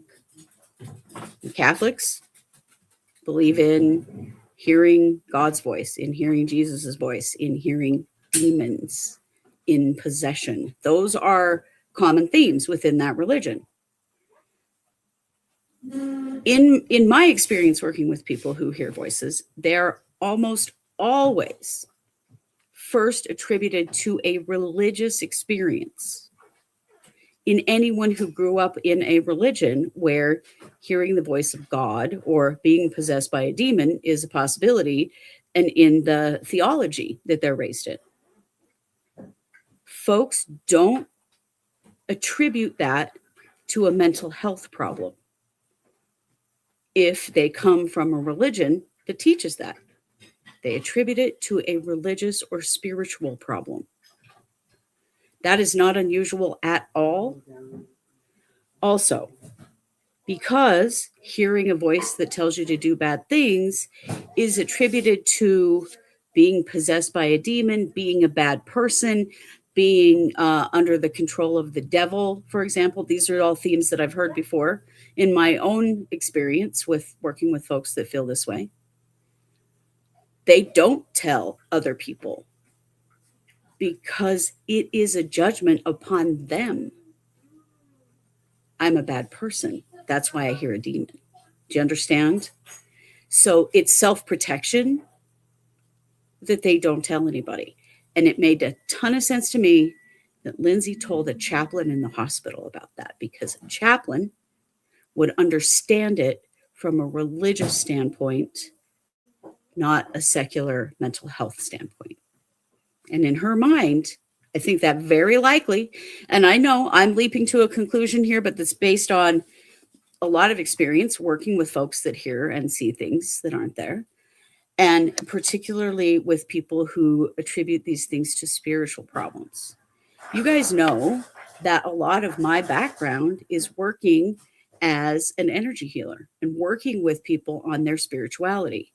We owned a metaphysical store for 10 years. Like, I have a lot of experience in that realm, and people came to me for these issues long before they would go to a mental health professional for them, because they see them as a spiritual problem, not a mental health problem. Now, because I see both sides of it as a social worker also, I have been involved in getting people the medical help they needed when they were experiencing that, whenever I could get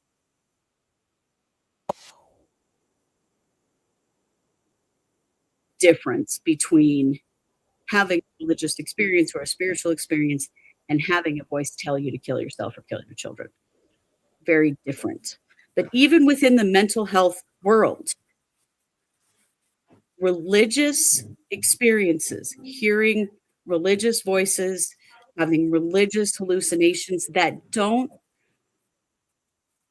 command you to do bad things are not seen as a mental illness. I don't know if you know that or not, but they're not. Religion gets a pass in mental health, unless the voice is saying to do something terrible. But there is an innate judgment upon someone who is experiencing that within their religion, that they are a bad person, there is something wrong with them, that is happening. It is their fault. Do you see what I'm saying? And that was bearing out in some of the things that Lindsay was saying. There's something wrong with me. She was afraid that she was a sociopath. She was afraid that she was bad, and that's why this is happening. That is the religion she was raised in, teaching her that. I think that's super important for us to remember. And I hope that there are folks on this jury that are Catholic or come from other religions that teach those things, because that's a really important element for us to understand. It also explains why Father Bob is important to Lindsay and why she spends time with him and he spends a lot of time with her and counsels her, is because her fundamental spiritual upbringing teaches her that she needs a priest to help her when she's hearing voices that tell her to do bad things. Not that she needs a doctor or a counselor. She needs a priest. That makes sense? So I think it's really important to see the whole picture of those kinds of things.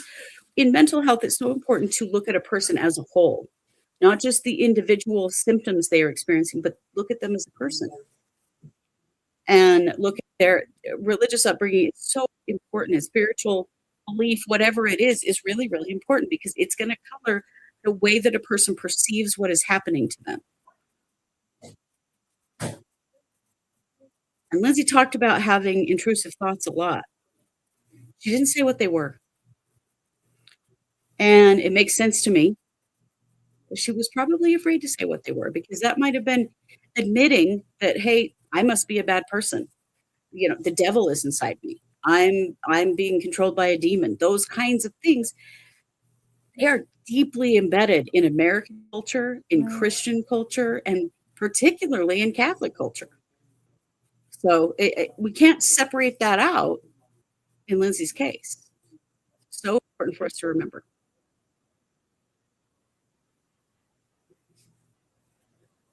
No. Right. It's a really good point, Betsy, that the DA wants to say that Lindsay Clancy was faking. And she's proving the stigma over and over and over again, which is wild.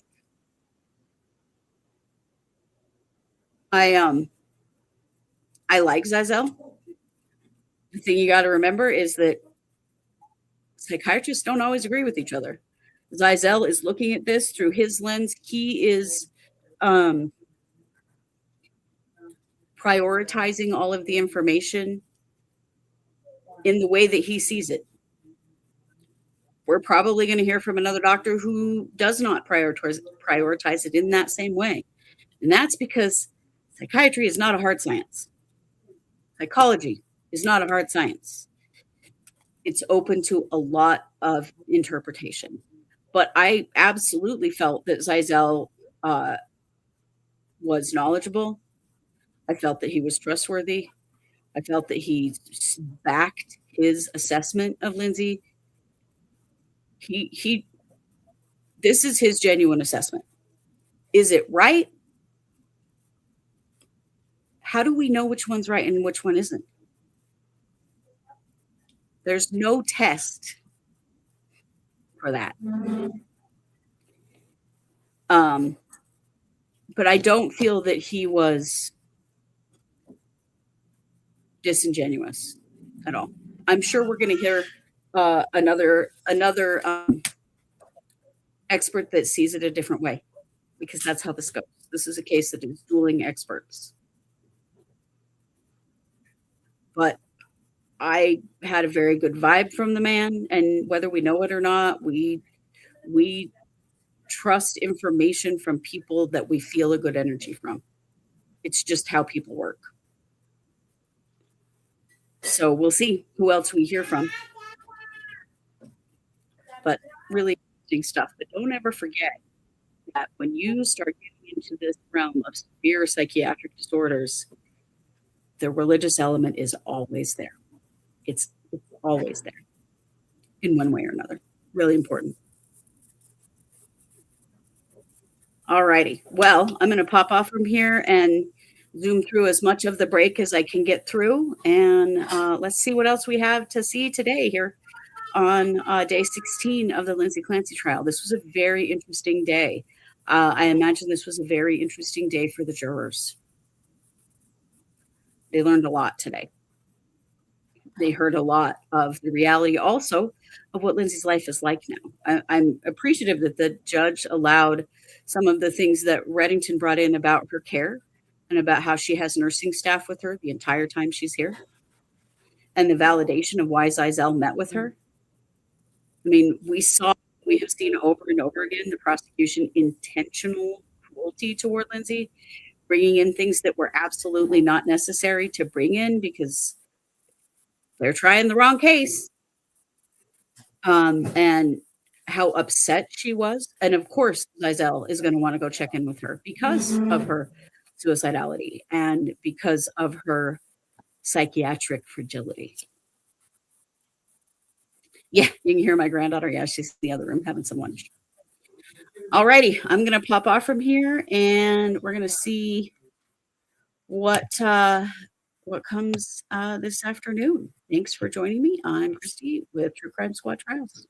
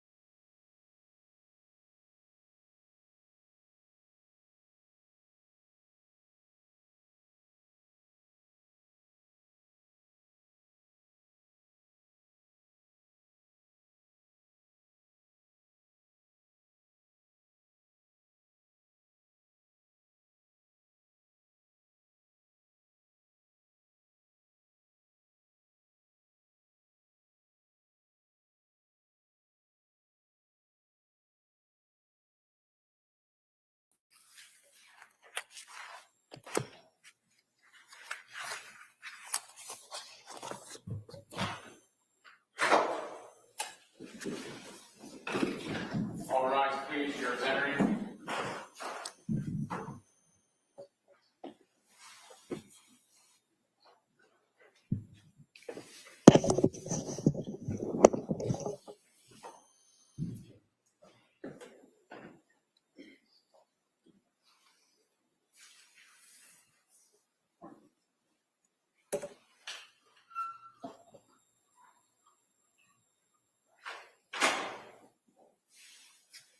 Court is back in session. You may be seated.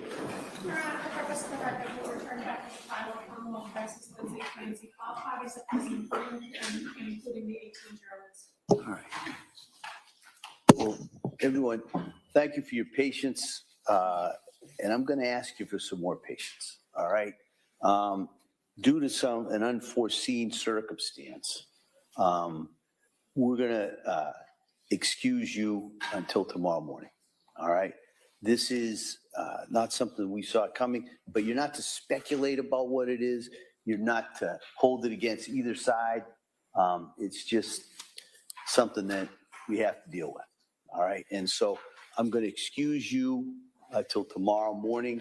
I'm going to remind you, as I have every night for the last number of weeks, don't do any research about this case. Don't talk about it. Don't read anything. Don't watch anything about this case or similar cases. And with that, we'll bring you back here. We will deal what we have to deal with, and we'll get right back on track. We are still well within the timeline that I gave you regarding this case, but it's just something we can't control. So I'm going to excuse you till tomorrow with my thanks for your patience, and I'll see you tomorrow morning. All right, thank you. All rise, please.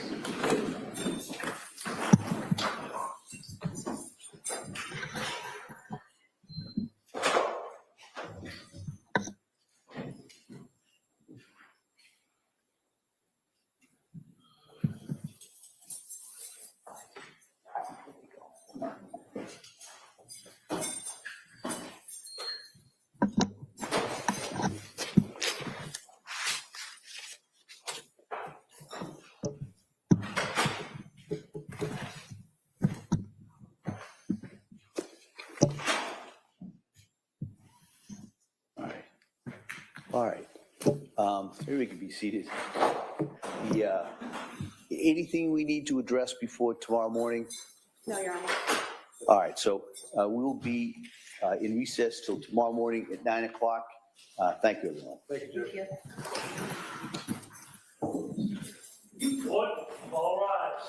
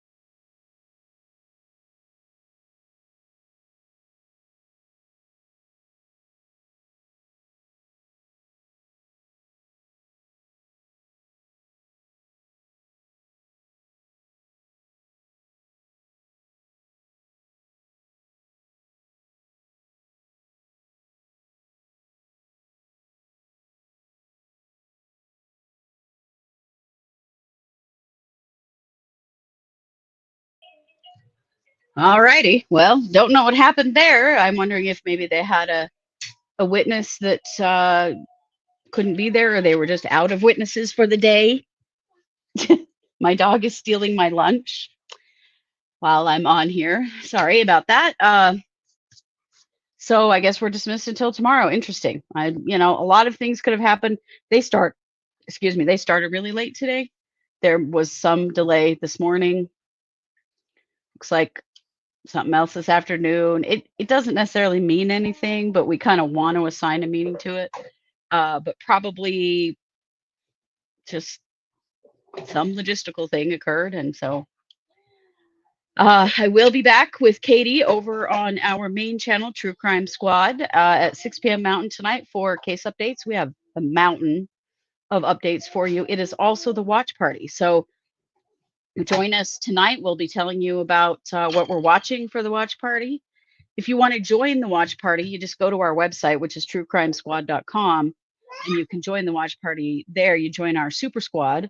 And with that, you get 2 bonus episodes a month. You get the watch party, which is it's just an open chat with us and everybody who's a member.